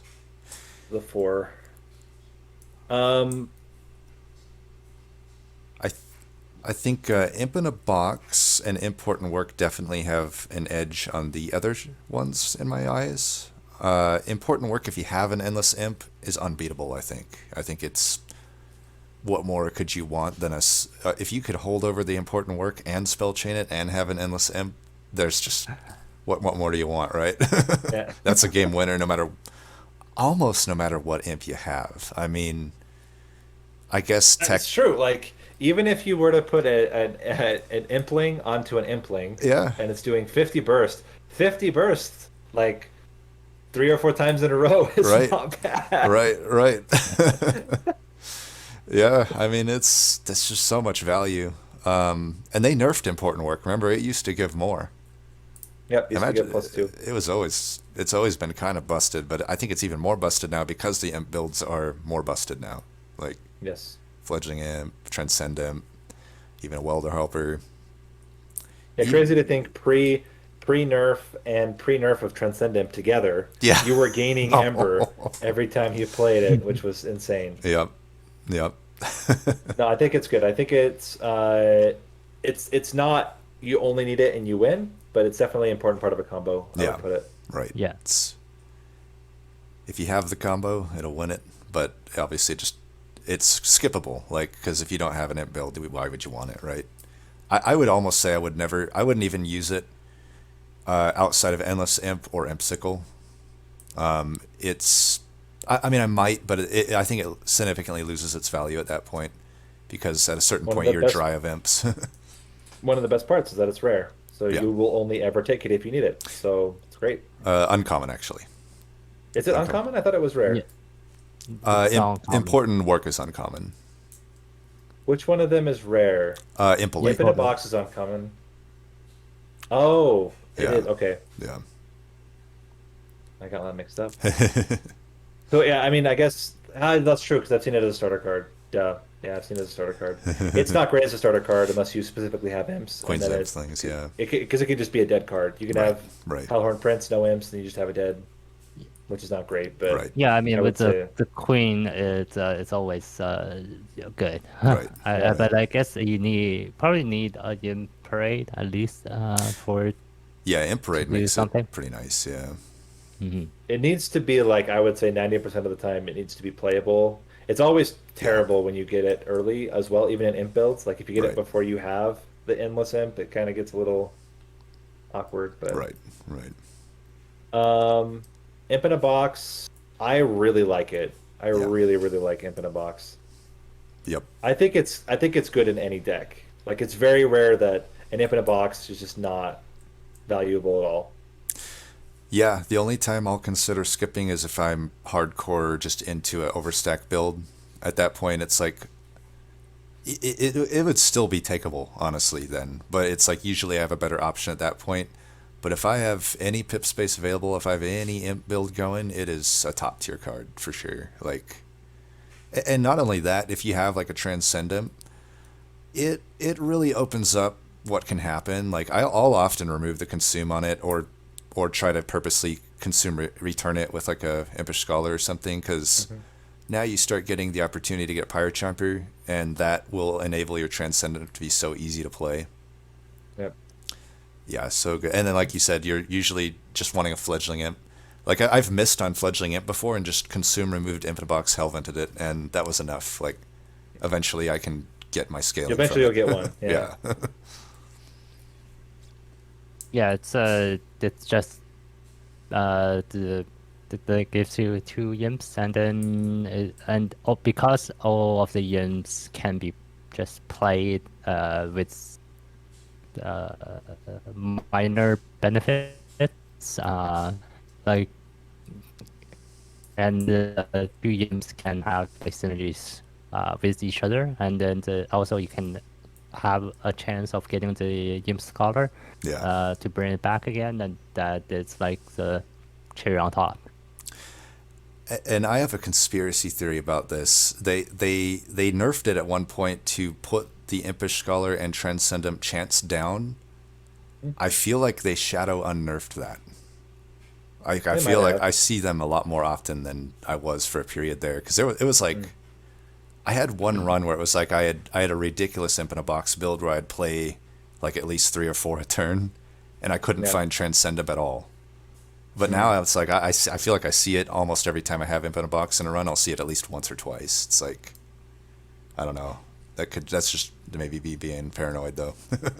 I'm also a huge fan of spell chaining it because you have four, Yeah. and out of the four, you're pretty likely to get one Pyre Chomper out of there, and then Right. you can play everything. Right. Yeah, I like spell But chain on it. um, so I would put it also as an important part of a combo. I don't think it can win runs by itself, but I think it's Yeah, really, really good. Yeah. yeah. Um, And impressive, then implosion. Impressive is it's okay. I think it's you would take it if you can't find important work. Just because you sometimes you want to kill your imps, and then if you don't have any way to kill your imps, that this can work. And also, if you like, you can still put holdover on it, and then holdover -1. I think this thing costs 1, and or even like you can put -1 and spell chain on it, and then you can. No, you can't do that. Never mind, you're No, not drawing. it's more, I would say it's like if you really don't, I mean, if you really can't get another way to kill your imps off, it's pretty good. Um, Yeah, it's a backup plan. the attune is like, who cares? I think. Yeah. Yeah, yeah, I yeah, get. I guess my feelings on it are like, it's kind of like what you guys say, and it's like I would take it if I had very poor way to or I just didn't have a way to sack my imps. But like, I'd almost prefer every other just damage spell to it, because at least those, if I draw them like a Hornbreak for example, Hornbreak will sacrifice any imp just the same.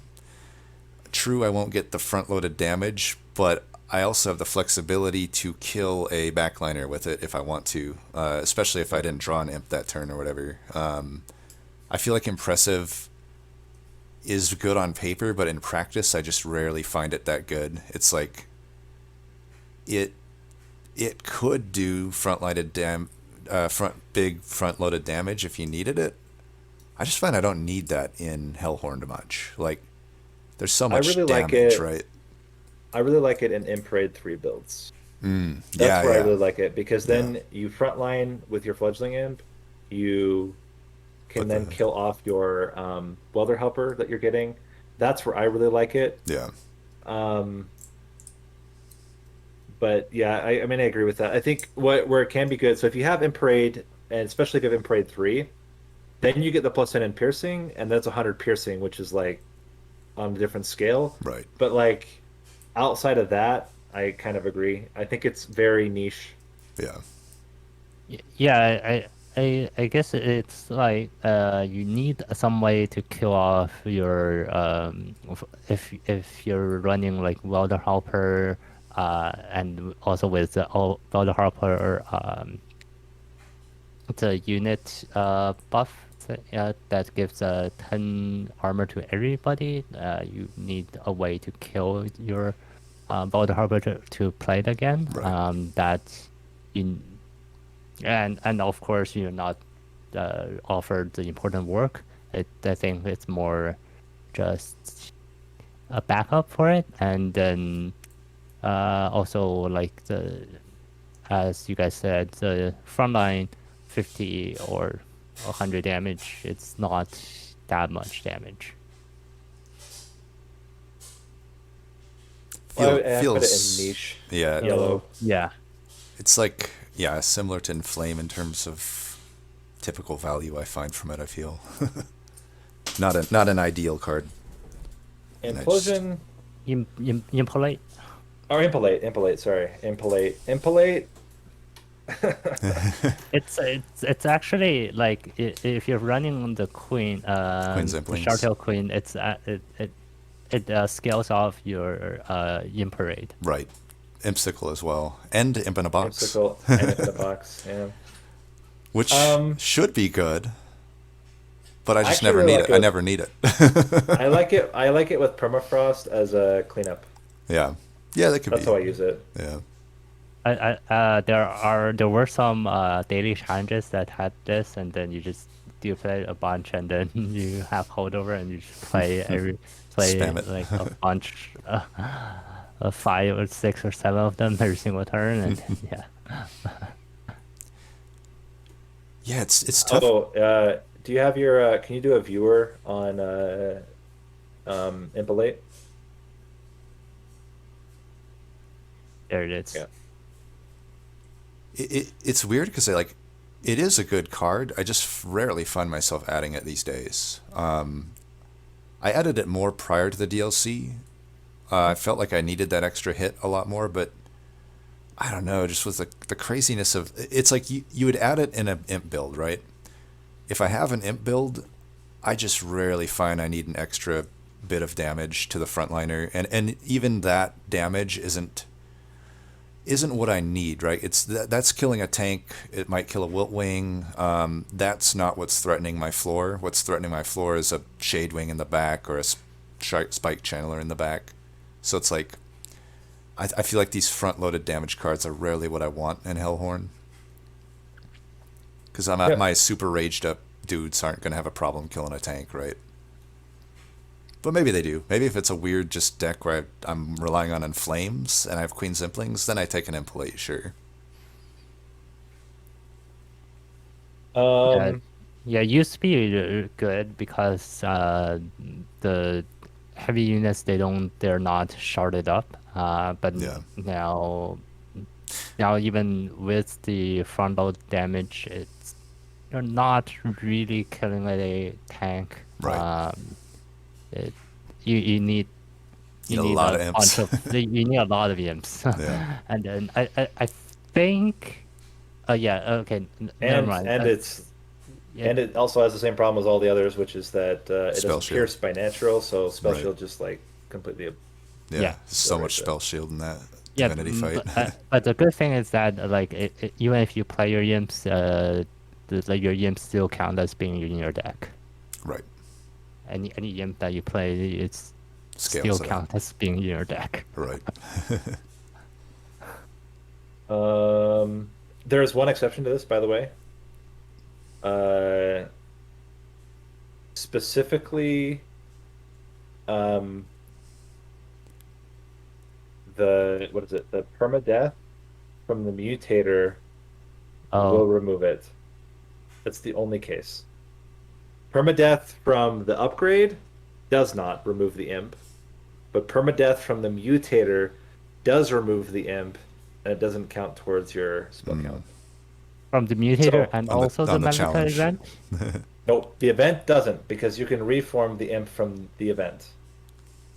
So you can if you have the stone that makes it Endless. whatever get plus or not endless. If you have the stone that makes it get extra or become zero cost and then also Oh, purge, it will or have it will be able to be reformed. It will stay in your deck until the end of that round and then it's gone. the monster rail spike. Yes, the rail spike. But if it's from the mutator, you can't be reformed. It's gone, and then it removes it from the spell damage. Very specific, but Okay. just in case Yeah. for those of you that really just love that permadeath mutator, be aware it will reduce the spell damage of your impelate. Yeah. Um, yeah, I think we can put it in also niche. I Yeah. think it's around the same. Rapid fire all the imps. Yeah, Impus let's do it. Scholar, Impus Scholar, I think Molting Imp is the only one I typically skip, even though it's okay. The other ones I find are all pretty good. yeah, I think yeah, Molting Imp I would put under niche. It's Yeah. okay. Its essence is pretty good Yeah, the essence to is good. put with other imps. Right. It's also really good to get that essence so that you can then later trigger it with Transcendent. Right. Yeah, I think Um, it's similar to the explosive versus the other one that deals 15 damage to all from Melting yeah, Remnant. yeah, Uh, Devourer of the Death. yeah. Devourer of yeah, Deaths. yeah, Basically the the same, yeah. if you compare like But Quincy it's Implement. actually not the same in It's a practice. summon. Molting Imps is better Yeah. because it happens before anything else happens. Right. I think in most cases you want it to happen at the beginning, not at the end. Yeah, But yeah, and it happens without any other trigger. You don't need it to die. Right. It can live, and you still get the triggering effect. Right. Um, then if we go to Impish Scholar, I would say Impish Scholar is okay, except that it enables infinites. And it's very important that it can enable infinites. So, but I would still put it at the upper end of this is good in my deck. I don't think yeah, you build around infinites most of the time. They're more for fun and for daily challenges. They're not really, or maybe tournaments, but normally I would say you don't do it for that. It's a really good enabler for transcendent builds though, because once you have the one once you have the one Impish Scholar, then you just constantly get back consume cards as well, which is really, really strong. Yeah, it's a swingy card. I'm often skipping it, but there are some even like if you have it on endless and you can control your consume pool, it can be game winning. Last Stand is a good example of one. One Harm Tome can be an example of another one. Those would be the main Or ones I would say within Hellhorn, but there's also the other clans that yeah, it's have the outside. I think is stuff. where you get a lot of the value. Right, right. But I wouldn't say it has that ceiling, but I'm often skipping this card. I think I like where you've kind of placed it there. It's like it's hard to really fit it anywhere because it's like if it makes sense, it will probably win you the game. If it doesn't make sense, it's probably not worth putting in a deck, right? Like I don't want The to. hardest part is that the best cards you want to pair with it are typically rares. Rare Right, consume cards are where it's at, right, and then you're taking the Scholar for the potential to get a consuming rare card, and then it's hard. It's a bet for the future. Yeah. There are a handful of uncommons. Like if you get imp in a box, take an impish scholar. Yeah. Like you just Yeah, don't even think about it. You that's a just do good it. one. But if you have other ones, or if you're specifically playing Wormkin, you take it every time. Like Right. those are the cases where you auto pick it. Right. But outside of that, I think it's you're hedging for the future, and ideally you just I don't know. I don't know. It's good, but it's not yeah, it's not going to be one that you're going to take in the majority of builds. Right. Yeah, I think the Impish Scholar and the Power Trumper, they're of like similar, like in the uh, where when you would pick them, because like they have their own like combo Yeah. that you can do, and of course if you have a transcendent, it's always good. But like normally in most runs, they're a little bit harder to play because for Power Trumper, y- you might draw it and then you might not need the extra ember that turn, and then as you guys said, the Imperial Scholar is just uh, do I have the, like that those consume those good consume cards that I want to bring back from my consume pile? Like it, yeah, you're just hedging on the future. Yeah. Or if you have a good one, if you picked a good consume card already, then yeah, you can just pick it up. And then Then three more. Queen's Impling is niche. It's good, but it's not great. Yeah, I a lot, all of these, Its essence is good. Its essence all is of these are essence are good, but yeah, I sure. I think I tend to rate Queen's Impling higher than as far as a what do you call them, starter card than most. I think the first the big thing I think that it is worth valuing it. I think still it would probably fit into the niche tier, but like the fact that it can basically win you the run with Transcendent, I think when we think of rare non-banner cards, they come up more often than in comparison to a rare banner. Like Transcendent might be rare, but it doesn't actually show up that infrequently, right? Like it's any individual rare. There's only 8 of these in each clan, and you're guaranteed at least 2 rare drafts on those bosses. Yep. Granted, they share from both clans' pools, but even just that alone, it is not an insignificant amount of time that you don't find Transcendent, right? Transcendent, you might not find it in 50% of your runs, but even if you're finding it in 35 or 40% of your runs, the fact that it basically wins you the run is worth adding. Like, to me, that makes the cards pretty valuable. Yeah, The thing is, like, I think the Impish or the Queen's Impling, in that respect, it doesn't win the run because of the Queen's Impling. It wins the run because its essence is so much better. The 40 Right. damage Right. is good. The 10 damage is not, even with Transcendent, is not great. Right.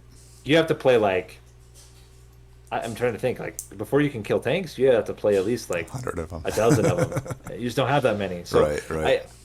so if excluding essences, I think its essence is a lot better than it is as a unit. Right. It's certainly one of the better common cards. It's like top 3 common cards because it does everything you want. It has a huge immediate effect. Right. It can Trump be over. offensive and defensive. Yeah. It's very versatile, and it goes away once you've played it. Right. And it has that imp synergy too. Yes, A lot of these yes. cards that do nothing. Like I remember prior to the Exile update, I really hated imps in Hellhorned.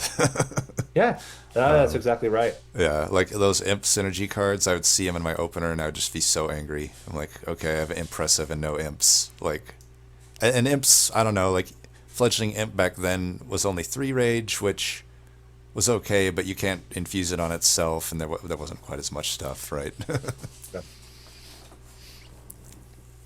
yeah, Okay, it's other one of the helper. better starter cards too. Yeah, Yeah. just that common.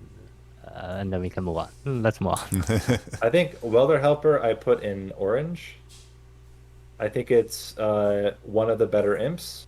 It's certainly one you can just take whenever. Like you don't need any synergy at all, and it's just still pretty good. Yeah. 20 armor and I mean, okay, the one health it has is not great, but 20 armor is pretty Uh, good. Maybe we can put it here because I think that like you still need like the space to play it though. Like sometimes you have to consider that you have to think about at least uh, like if you have the space to play or not, uh, and then and then play it. And also you need like some ways to kill it. But I mean, you could say the same thing about Fledgling to a certain extent. The one thing that Fledgling Yeah, has over Welder is that Fledgling can frontline. When Welder Helper, you don't really want to frontline. You want it to get its benefit to a unit and then die. But I'm okay with that. I think I would still pick it over Scholar. I would pick it over somehow Pyre Chomper got in there. We didn't talk about it yet. But anyway, I think I would put it at the back of that pack. It's right on the edge. It's not. yeah, it's No, I don't know though. Does it enable any particular combos? It's really uh good with a lot of stuff, but it's like in Apex Imp, uh, that's it. it's really good with Shardtail Queen. Yeah. Like I think just in it's general, best with impre Shardtail. with oh maybe put it at the front of the next tier down. I can't put it in the same tier as like Deranged Brute and Apex Imp. Yeah. And it's weird. I find myself pre DLC taking it more. Yeah, I yeah. think I wouldn't say it lost value. It's just that everything else moved ahead of it, like fledgling Defense imp is and just whatnot. less critical, Right, and defense in the form of armor and health is less critical right, than it used to be. yeah, Yeah, because all the offensive cards that are buff, they're better, and then it's just better to kill the enemy than right, to defend against the enemy. yeah. No. It's tough, yeah, and especially like late game, a few leaks is game over. Like if you let one wave through at any significant amount of health, it's usually GG. Yep. All right. Um, Last Pyre but not Chomper. least. No, Oh, we oh, missed oh. Pyre Chomper somehow in the middle of all Yeah. this. Um, Pyre Chomper similar to Scholar, Impish Scholar, Yeah, where it enables certain things. I think it's less consistent than Impish Scholar, but I would kind of keep it in the same vein. yeah. Its essence is pure garbage, though, I mean, unlike it all the doesn't. others. I've never used It, its it essence. yeah, they're I like have when I think that its essence is its summon, and then it's not, and then you feel really depressed. Yeah, But so sometimes like you just unless you have a transcendent like if you can't draw it in the correct turn, sometimes you just draw it and then you don't really need the extra ember and it's a shuff so you're just drawing basically a dead card and then you'll have to either play it or just shuffle it back into the deck. um yeah. yeah, I think it's one of the best ones to get out of the imp generating things. I think it's one of the less ones you want in your deck.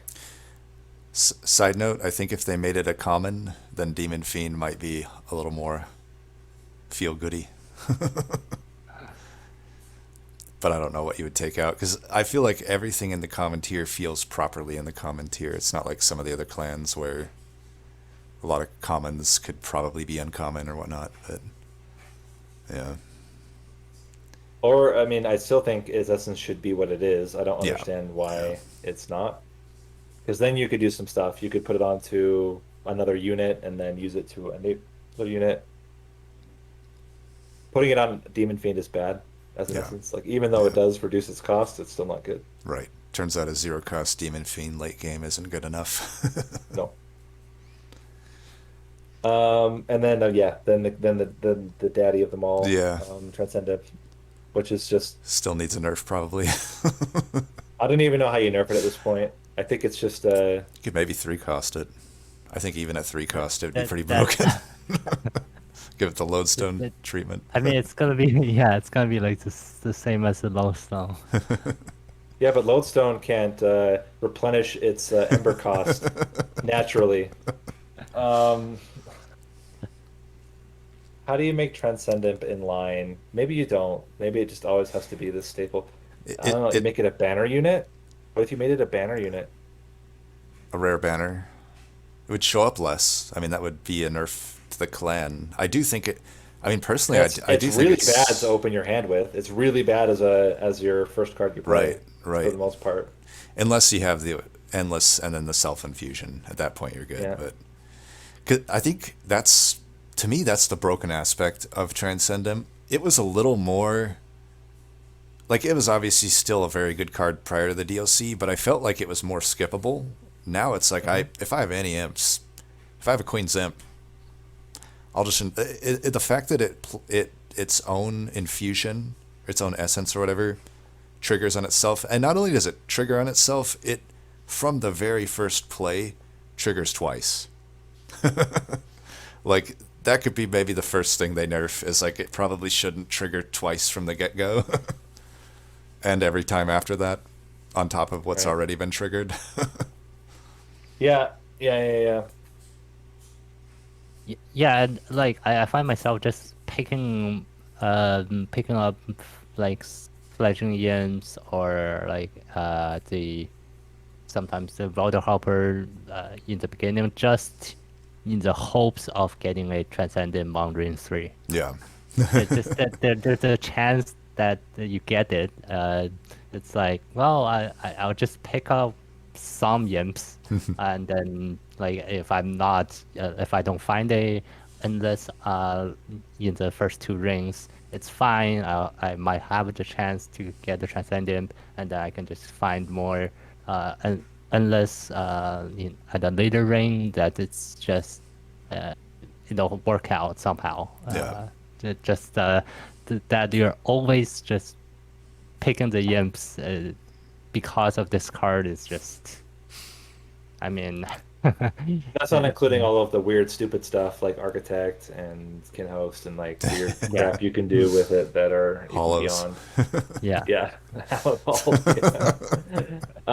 So it's yeah. I mean, it's too good. I don't know how you nerf it necessarily, because like even Ember cost, it's just like you'll find a way. Yeah. It's not that prohibitive. Um, It would be too complicated to nerf it the way I would want it, which would be that it basically can't it would to me like if I put Queen's Impling into it, it would be it's imbalanced that it just gets its own that summon its and it keeps happening. its text happens after the summon Right. rather than before it. Right. So it's like you get your initial 40, then the summon happens and you get 80. So now the next time you get the 40 and then 120, now yeah. the 120. Yeah, it's like and then it just Yeah. gets out of control real fast. And Yeah, that yeah, happens yeah. with anything, right? Rage, armor, anything will just get out of control. hmm hmm You'd have to like code in very special use case to not allow that to stack. I think it would be still be a powerful unit at that point, but it's just kind of broken as it is. hmm Um, yeah. let's do Inferno and Vent together. I know they're not exactly the same, but I think that they kind of Similar ideas, fit. Yeah. yeah. Similar Um, effects. Oh. Inferno, I would put in yellow. I think it has particular builds where it's quite good. I find that with Hellhorned in particular, it's actually less valuable. I think it would be better in some other. I think it'd be, for example, if this was like a Stygian card, I actually think it would be better. Right. I think in Hellhorned, when how to say it, Hellhorn's one of the few clans where I almost consistently have multiple floors. Yeah. Like I usually, especially with Shardtail Queen, I almost always have at least two floors with Shardtail Queen. Because I have a floor with Shardtail Queen and Imps, and then I have a floor with whatever else is my other win condition. And then Inferno becomes really awkward because there's one floor I can play it on, and oftentimes that floor doesn't have anything because I've already killed it with my Imps and units. Um, I It, think it was a little bit better pre DLC. It's also kind of better post DLC because -2 is really good with it, but right. the scenarios when I need the clear and the fact that it doesn't actually clear as well as it used to because most things have more than 100 health now. Yeah. I don't know. Yeah, I find it interesting that you rank it kind of lower because I actually agree with you, but I think a lot of people are going to disagree with us. But for everything you just said, I agree. It's like I feel like it doesn't really clear necessarily a lot of the late game. It will hurt it enough. It's weird. It's a good card. It's another one where it's like, it is a good card. I just don't find I need it. It either is a little unplayable if I'm doing a 2-floor setup. Even if I have a 1-floor setup, I'm often adding it to my deck thinking, okay, this is going to be good. And then I never play it. It's just like, I didn't need this card. Was there, but yeah. Right. So like, yeah, I kind of agree. But I know a lot of people really love Inferno. They're gonna have some fighting words with us. Yeah, I mean it's good in I guess melting is sort of I think I mean it's best in Stygian because then you can spell weakness. Yeah, Like that's just it. Like delete the a spell floor. weakness yeah, combo. yeah, no, also a spell. If it had a tune, I actually think it would be good. Because then you could pretty reliably get it to a 200 damage. Or even like, 250 damage, right? Like I think giving it a tune would be the way to go.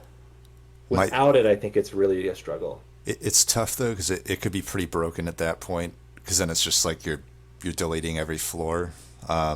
Yeah. Which, to be I, fair, you do that with for free Transcendent already, Ember, but I was gonna say for yeah, for 3 Ember. free Ember, Um, because you'd have to get plus 30 and you have to get -2 to make it a one cost, and it kills everything, but it's not going to kill Divinity. Like you'd have to get a lot of them to kill Divinity. I guess that now that's true because then if you get spell weakness, then it gets kind of insane. I guess I see that. Yeah, you really can't put a tune on it because it would get it, out of hand too quickly. it's But yeah, it's like I feel like it does what it does and it does it perfect. It's like the card itself is good. I don't know. don't Similar to need it. Impelate, like Impelate is a great card, but I don't need it. Like Yeah. my almost every Hellhorn build I have by the point in the game I would want Inferno, I just don't need it. I think it comes down to the way everyone has like their preferences for how they build a deck, right? I could see Inferno being more useful for people that don't focus as much on rage. Then it's like, okay, I need this damage, right? And Or also backline removal. yeah, right, My biggest thing with Inferno though is it doesn't help with Relentless at all. And that's hard. It's hard to go into runs like if you don't have the scaling to kill the units ahead, I don't know that you can beat Seraph. And I think then it's like, well, that's not necessarily true. You could just maybe that's the problem is that we are so offensive in right, our design, in the way that we design our decks. right, It's all about the damage scaling, yeah, but you could go heavy defense, slow scaling, and then take something like Inferno as a stopgap. right. Save your pyre health, and then Yeah, you'll I think we are just more like we want the points, we want the flying kills, right. so that like we need Well, quick scaling to so do that. I had a similar thing like with aggressive edible, right? Like aggressive edible is in a lot of ways it does the same thing as what Inferno does, but it puts it onto a unit. It's a way to compensate for slow scaling. I really want to. Okay, now I'm actually curious. I think you could. I think there's a way to do this. Like think like Alpha Fiend. One of the biggest problems with Alpha Fiend is the slow scaling. Like you could maybe make Alpha Fiend work better if you did Inferno Right. as a way to just kind of like set up. Right. Spikes could be more reliable. Yeah. Okay, I'm gonna play around with it more. I think it's still not great. I think it still is pretty niche, but it could maybe get like light orange if with enough play. Yeah. It's Vent is good. right.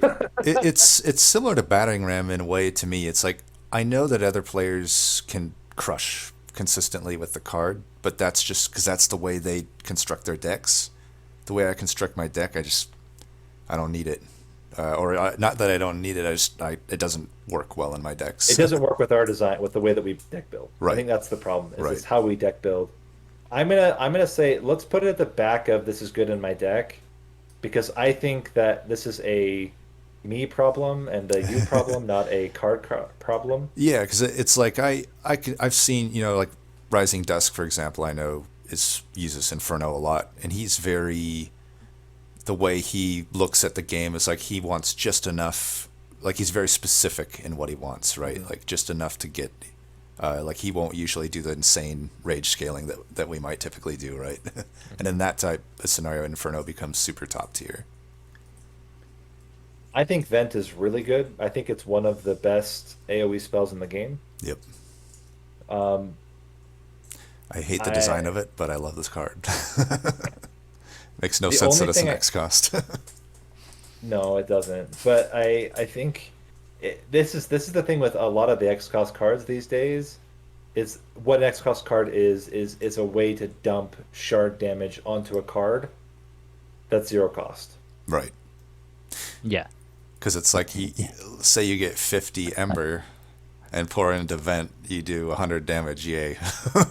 Like, Yep. Yep. So it and the only problem I have is that it dumps your Ember, which is anti-synergistic with one of the best Hellhorned artifacts, which is the horn. the horn, Yeah. the unbroken horn. Yeah. Um, so that part's a little irritating. Right. At the same time, like being able to just play all your stuff and then zero cost kill backliners is Right. like really, really, really good. Yeah. Hmm. Yeah. This with the piercing is pretty clutch. Yeah. Yeah, it's because like I think it's one. I guess it's the one that it's the beside Inferno, the one AOE card in Hellhorn, and unlike Stygian, which has a lot of AOE spells, this is common. You get it really early. Um, you can just it can kill ring 1 and ring 2 like without any upgrades. You just need one mana and then it kills. And then yeah, like and then in the late game you just need to upgrade it with even with like the plus 20 and consume. Just play it once. It'll help you if you can't kill like some backlines if you don't draw very well. Where Vent is also not great is, and this is true of all AoE cards, is has super anti-synergy with sweep and super anti-synergy especially with slay and strike. Yeah. Shattered Shell doesn't So love it. no, and even anything with any sweeper with your strike Alpha Fiend. essences, yeah, Yeah. Alpha Fiend essences is not going to be happy about it. So it has a little bit of anti-synergy, but at the same time, you're not always playing those builds. And when you're not playing those builds, I find it to be quite good. I think it's a better early game card. Yeah. I think it falls off the Divinity because to make it work with Divinity, it Piercing. needs to have piercing and it And needs to have at least plus extra 10. damage. Yeah. Yeah, and so then you're talking about even then, like a 20 damage piercing is not enough to kill every backliner. Right. Some of Right. them have 30 health, so it's good. Uh, I like it early game. I think it's less good the later the game goes, Yeah. but Like It there is an option to put plus 30 and plus 10 piercing on this card. Then it's pretty decent. Right. Yeah. Yeah, but Um, yeah, there's sometimes you do get those options, so I would put it it's at the fun. front of orange, light orange. Yeah, yeah, it's Oh, is it better? Is it actually better than Hornbreak? I think it's similar to Hornbreak for me. Yeah, but Hornbreak you can use on your own units, and this Right. you can't. Right. Flexi And I would put Hornbreak ahead of it just because of the flexibility of the Hornbreak. I could agree with that. Yeah. And okay. Hornbreak's more relevant late game. I feel can you Hmm. still kill those 30 damage shade wings or 30 health shade wings and 30 damage. I mean they do like 90 damage or something. It's a bit of damage. Let's do both double cards together next. Yep. Uh, put it up here for now. Last Stand's similar to a lot of cards where I think it gained a lot in the DLC, both in the ability to play it, but also the fact that offense is so much more important. The like crazy offense is just good.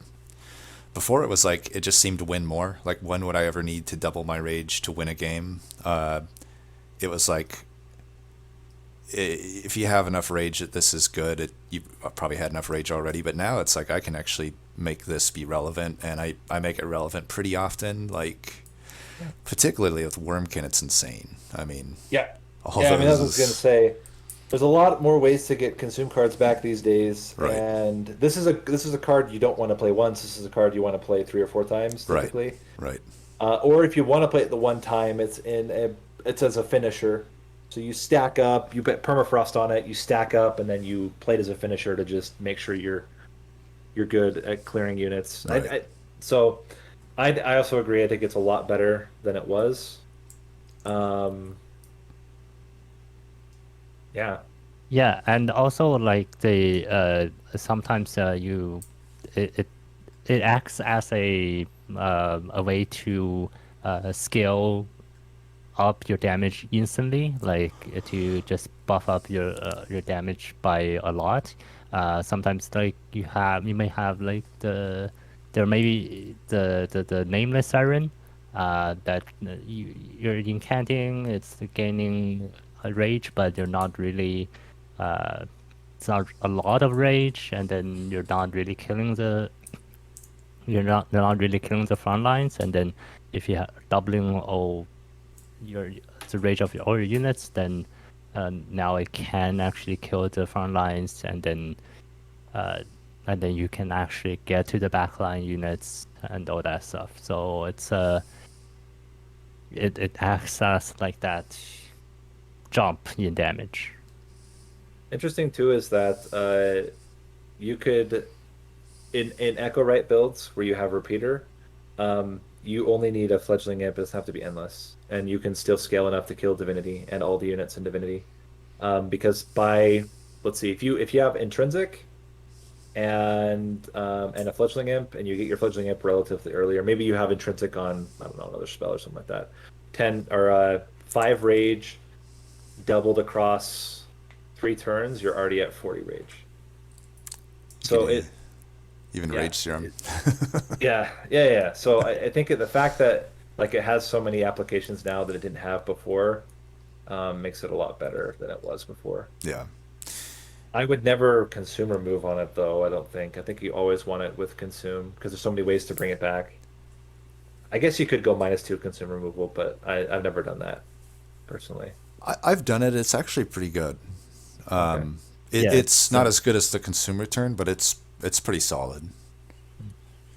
I mean, if you're not playing with a Wormkin or doesn't have the Impish Scholar, then like having consume removal and -2, and sometimes you get the third upgrade and you get another -2 or even -1 for it to cost one Mhm. to be one cost, then it's actually like still pretty good.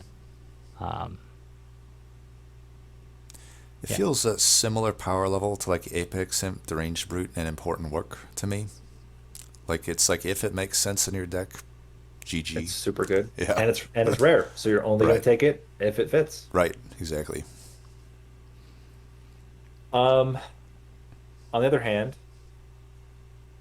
we have a super niche card, Yeah. um, Reinforce. Reinforce, and it's really good with Apex Imp, and it's really mediocre with everything else. Yeah. Yeah. If I have to add this to my deck, I'm in a rough spot. Now, as a card, it is technically good. It can have a lot of value, but it's similar to like what we've kind of the running theme is like defense just doesn't hold a candle to offense. You're better off just dazing units, sapping them, or killing them. Stacking your own armor. This is a card that can put it into hyper mode, but still, it's only one unit. It's consume. It's 3 cost. It's a lot to ask for. You have to get the armor up first, and then it's just tough to pull off. It's not unworkable. Like it has its uses, but it feels very yellow tier to me. Hmm. Yeah. Hmm. Yeah.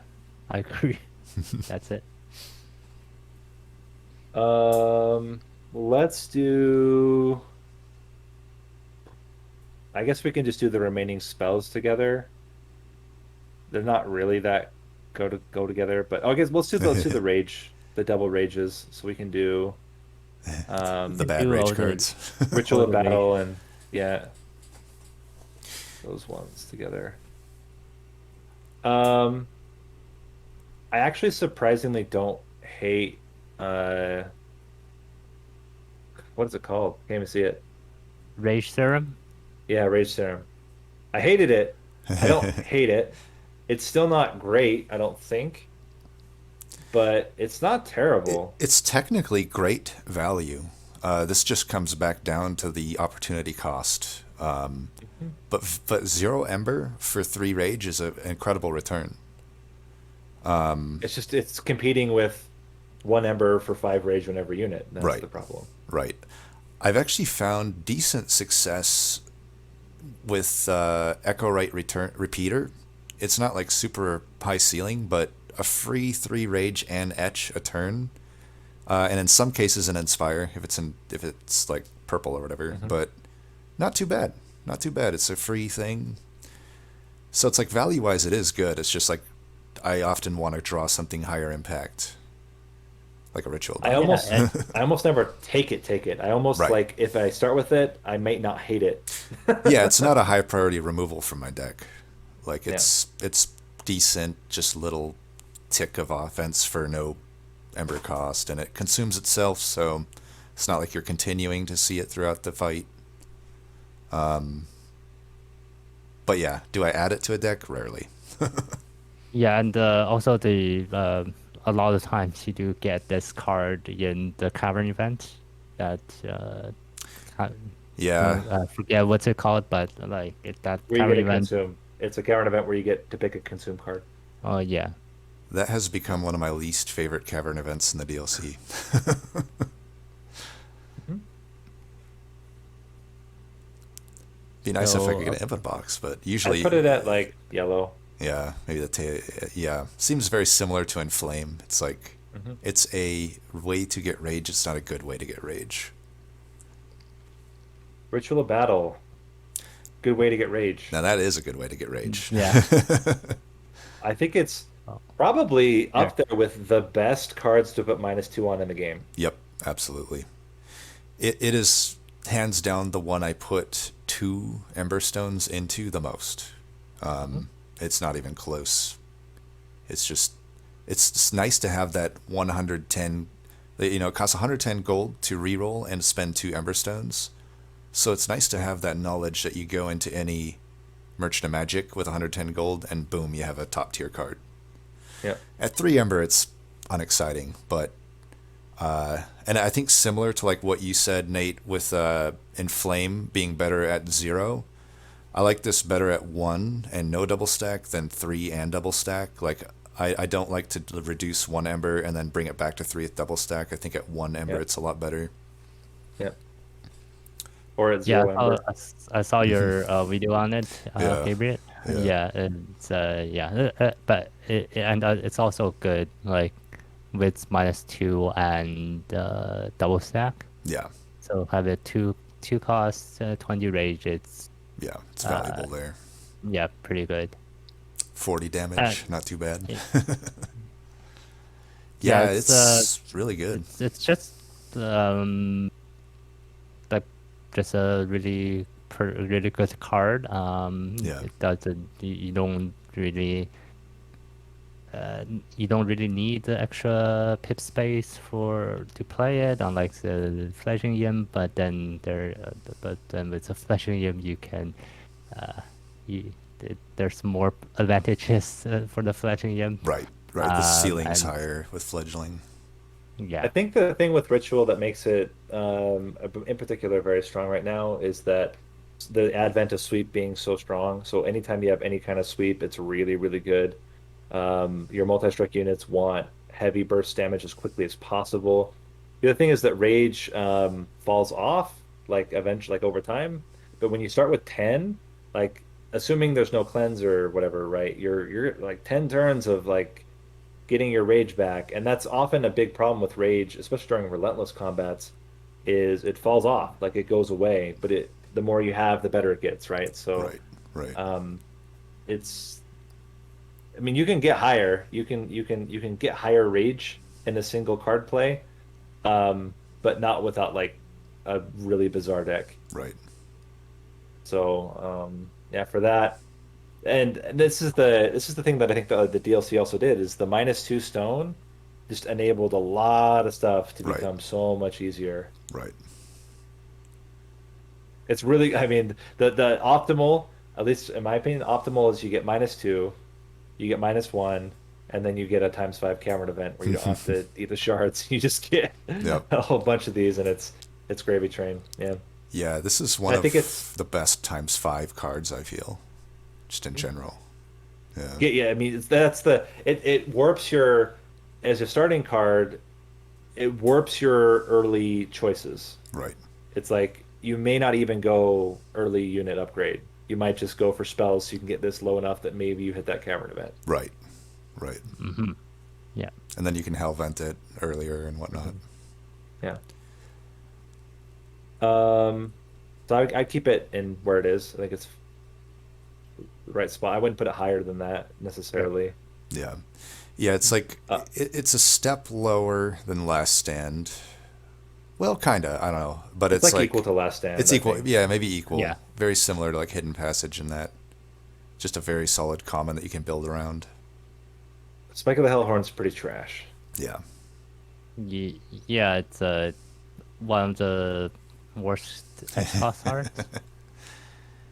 It's At, yeah, at yeah. least I might think it is. I think it is now the worst of the XCOS cards.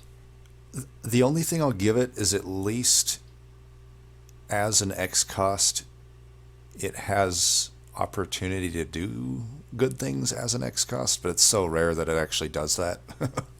Like with the I think vent, you need minimum 5 Ember before it's right? like actually worth.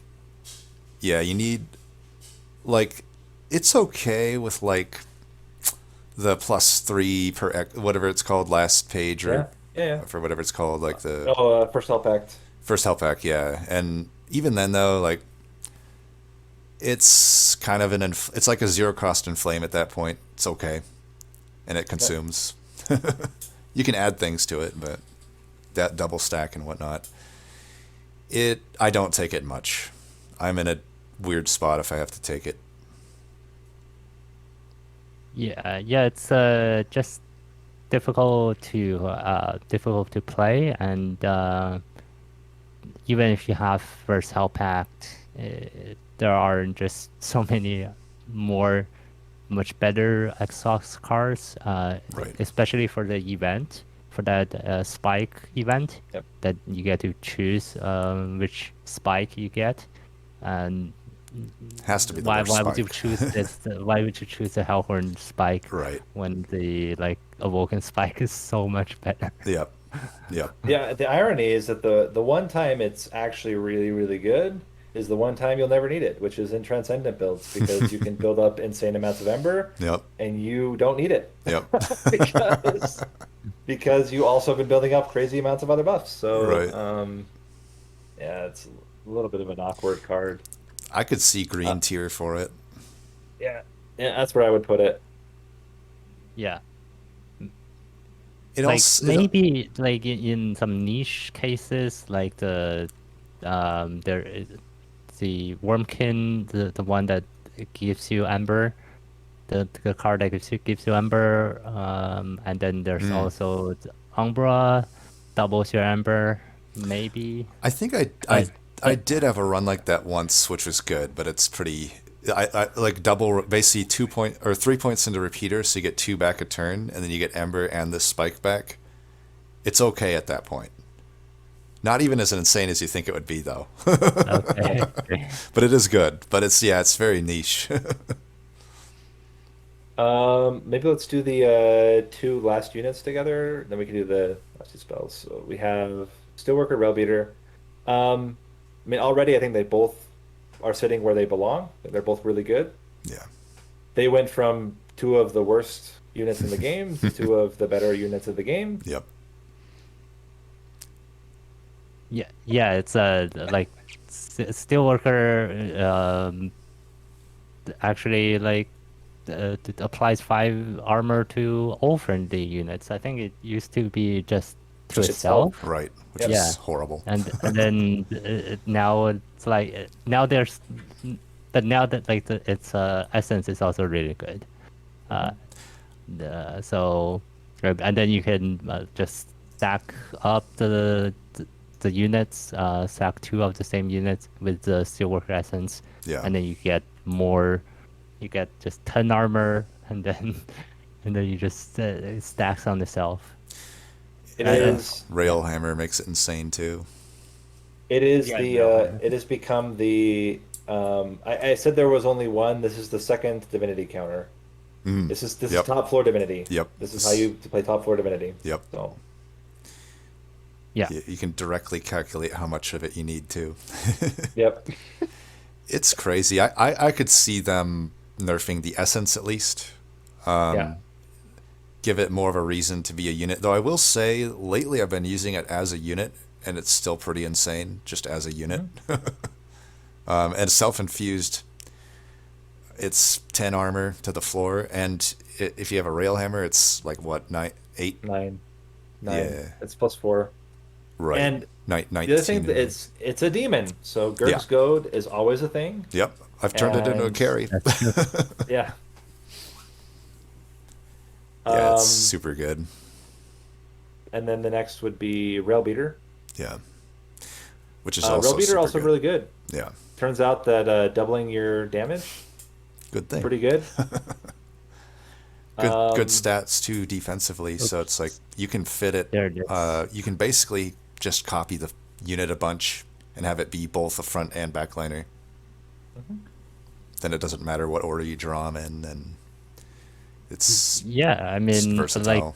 the change to this spell melee weakness, it's just so much better, Yeah. and from before the pushback. But this, it's just you play it, like Ger's Gold, it's really good on that. yeah, And then you have this as the front line, and then you have a back line that does a lot of damage, or even you can just buff this guy with a lot of rage as well, Right. and or you can infuse it with like some Horned warrior. scaling essence, and then it just continues to deal double the damage. Sometimes Important to like, note as well, really, really good in combination with Trample. yeah, mhm. So, I mean, it's a very rare thing, but Trample does roll over the melee weakness extra damage. right. Sometimes it's relevant. Not always, but sometimes. Yeah, you're like pseudo serve the patient. I don't think it's as good as Steelworker. I think it's on par with like the Imps is where I would put it personally. So that like kind of middle, like I would put it at the front of that. I don't know if you feel differently. I'd say kind of the same as like Horned Warrior. I think it's just good. Yeah, I might even bump. I would put it there, but also, I feel like I would bump Horned right next to it, and Welder Mhm. Helper. I feel like Horned Warrior and Railbeater are pretty similar to me. Yeah. They're just kind of always takeable, and you can build them into just a lot of good things in almost every run. Yeah. Okay, so we have two left. March of Uh, Shields. March of Shields. March for me is pretty niche just because I only want it in an overstacked build typically, and mhm. only if I can't control which unit is in front, which honestly most of the time I can. But if I need it, it's a godsend. Like it's like you're praying that you get that card and it just saves your run. It has some flexibility, like you can use it on enemies to displace them, but similar to like a That's Vine not really the Grasp, big thing. right? It's not a huge aspect of it, and I don't think the 10 armor is okay. I think it's if you're just adding it for defense, I think it's a low value add. It's on par with It Fortify. does allow some interesting things you can do against Seraph the Patient because you can manipulate who gets melee weakness and then who gets hit Right, at certain times. right. So there's some like utility there. Um, Yeah, before the cavern event that build a card cavern event, this is the only card that allows you to move a unit to the front. That except for also gives Vine you Grasp. armor. Yeah, Uh, yeah. that It's doesn't do damage to you. yeah. Uh, but yeah, but yeah, it's a like sometimes you want to move your units. Maybe like it's good. It's good in sketches of salvation builds. Yeah, Mhm. you can shuffle your Um, units around. yeah.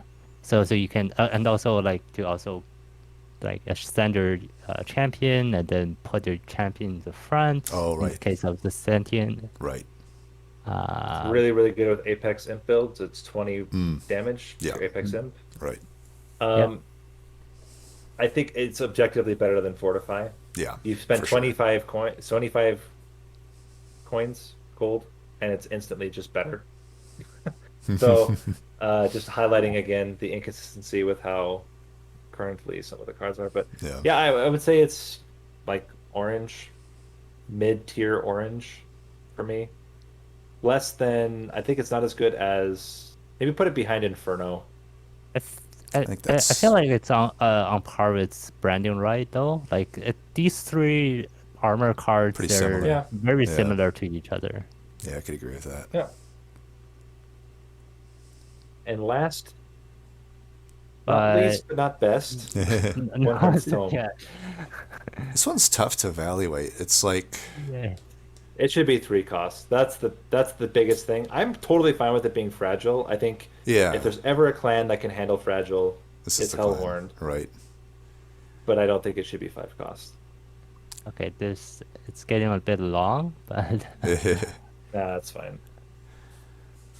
I would put it either at the front of yellow or the back of the yellow I put it in orange. front of yellow. Yeah, it seems I seem to pick it similar to the rate of Inferno, March of Shields, Alloy. So it's kind of around that area, but it is pretty niche. It's like if you'll know if you can handle fragile or not, and also you'll know if you can handle the ember or not. It's not a card that you can just always take because there's Yeah, if it was several moving uncommon, it'd be parts. much worse. Right, right, it's that sometimes you can handle the fragile, but you don't have the ember to play it. right, right. And then it's that, and then you can't really pick it up. But then other times you have the ember to play it, but then you just On the can't really unit. deal with the fragile.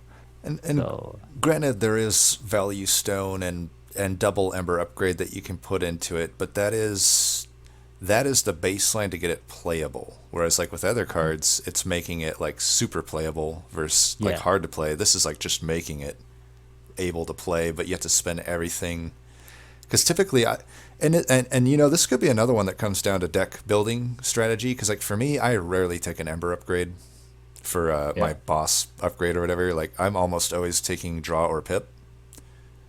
So for me, it is awkward to play it often for the Ember cost. But I think if you're somebody that constructs decks that typically just have a lot of Ember, maybe it's more takeable.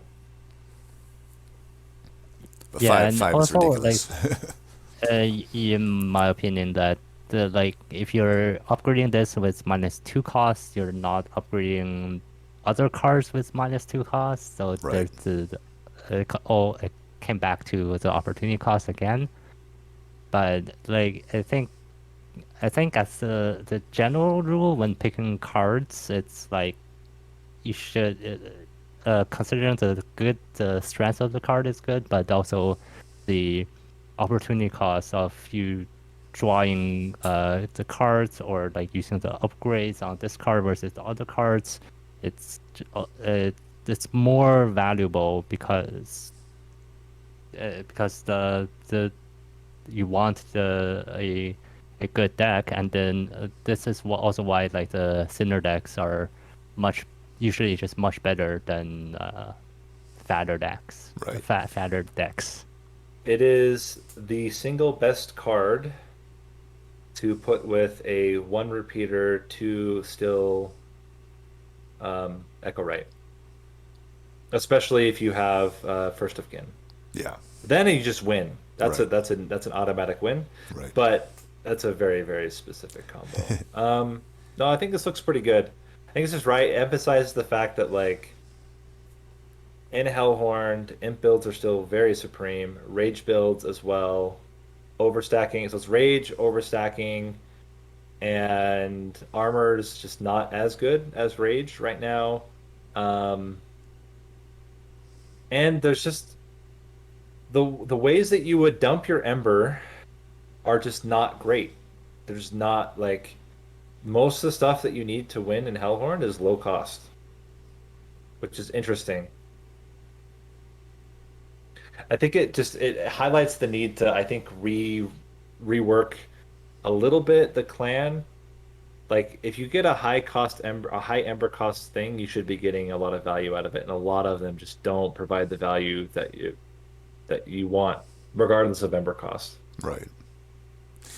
It's like if you compare like Spike of the Hellhorn to Ritual, like how much X cost you have to pour in to get just the Yeah. baseline there, like Hmm. it's, or even like Fledgling Imp or something. Yeah. But I do think the clan is very powerful. For me, they're my best clan. So like I don't think it's like the clan is weak or anything. I just kind of agree with you though that like there is oddness with the themes. It's a flavor issue for Right. me. Right. I think they may just because they built this clan first, and then they just just has a lot of cards that got carried over, and then just weren't really dealt with. Unlike something like the Melting Remnant, which has a really clear Couple of clan themes. identity. Yeah. Melting Remnant or Umbra, really, to that matter. Yeah, I mean everything. I mean, even Awoken, you can see improvements in terms of identity. But then once you get into like Stygian, Umbra, Melting Remnant, Wormkin, you One get thing, like yeah. very clear identities around how they Mhm. operate. Right. And Yeah. Hellhorn sits in this space where it's like it's got its things, but I don't know. It doesn't feel as flavorful. Apart from Imp decks just being insanely good. Like Right. Imps with Imps is good, but Right. And also, like, I guess it's because it's a beginner clan. yeah. Cards needs to be simple to play.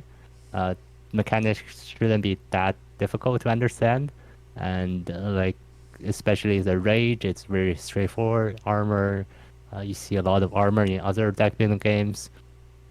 So Rage as well. You see Rage in other rage, clans. yeah, yeah. So I think it also suffers from the from data aspect. Like it needs to be simple, but maybe still needs some identity.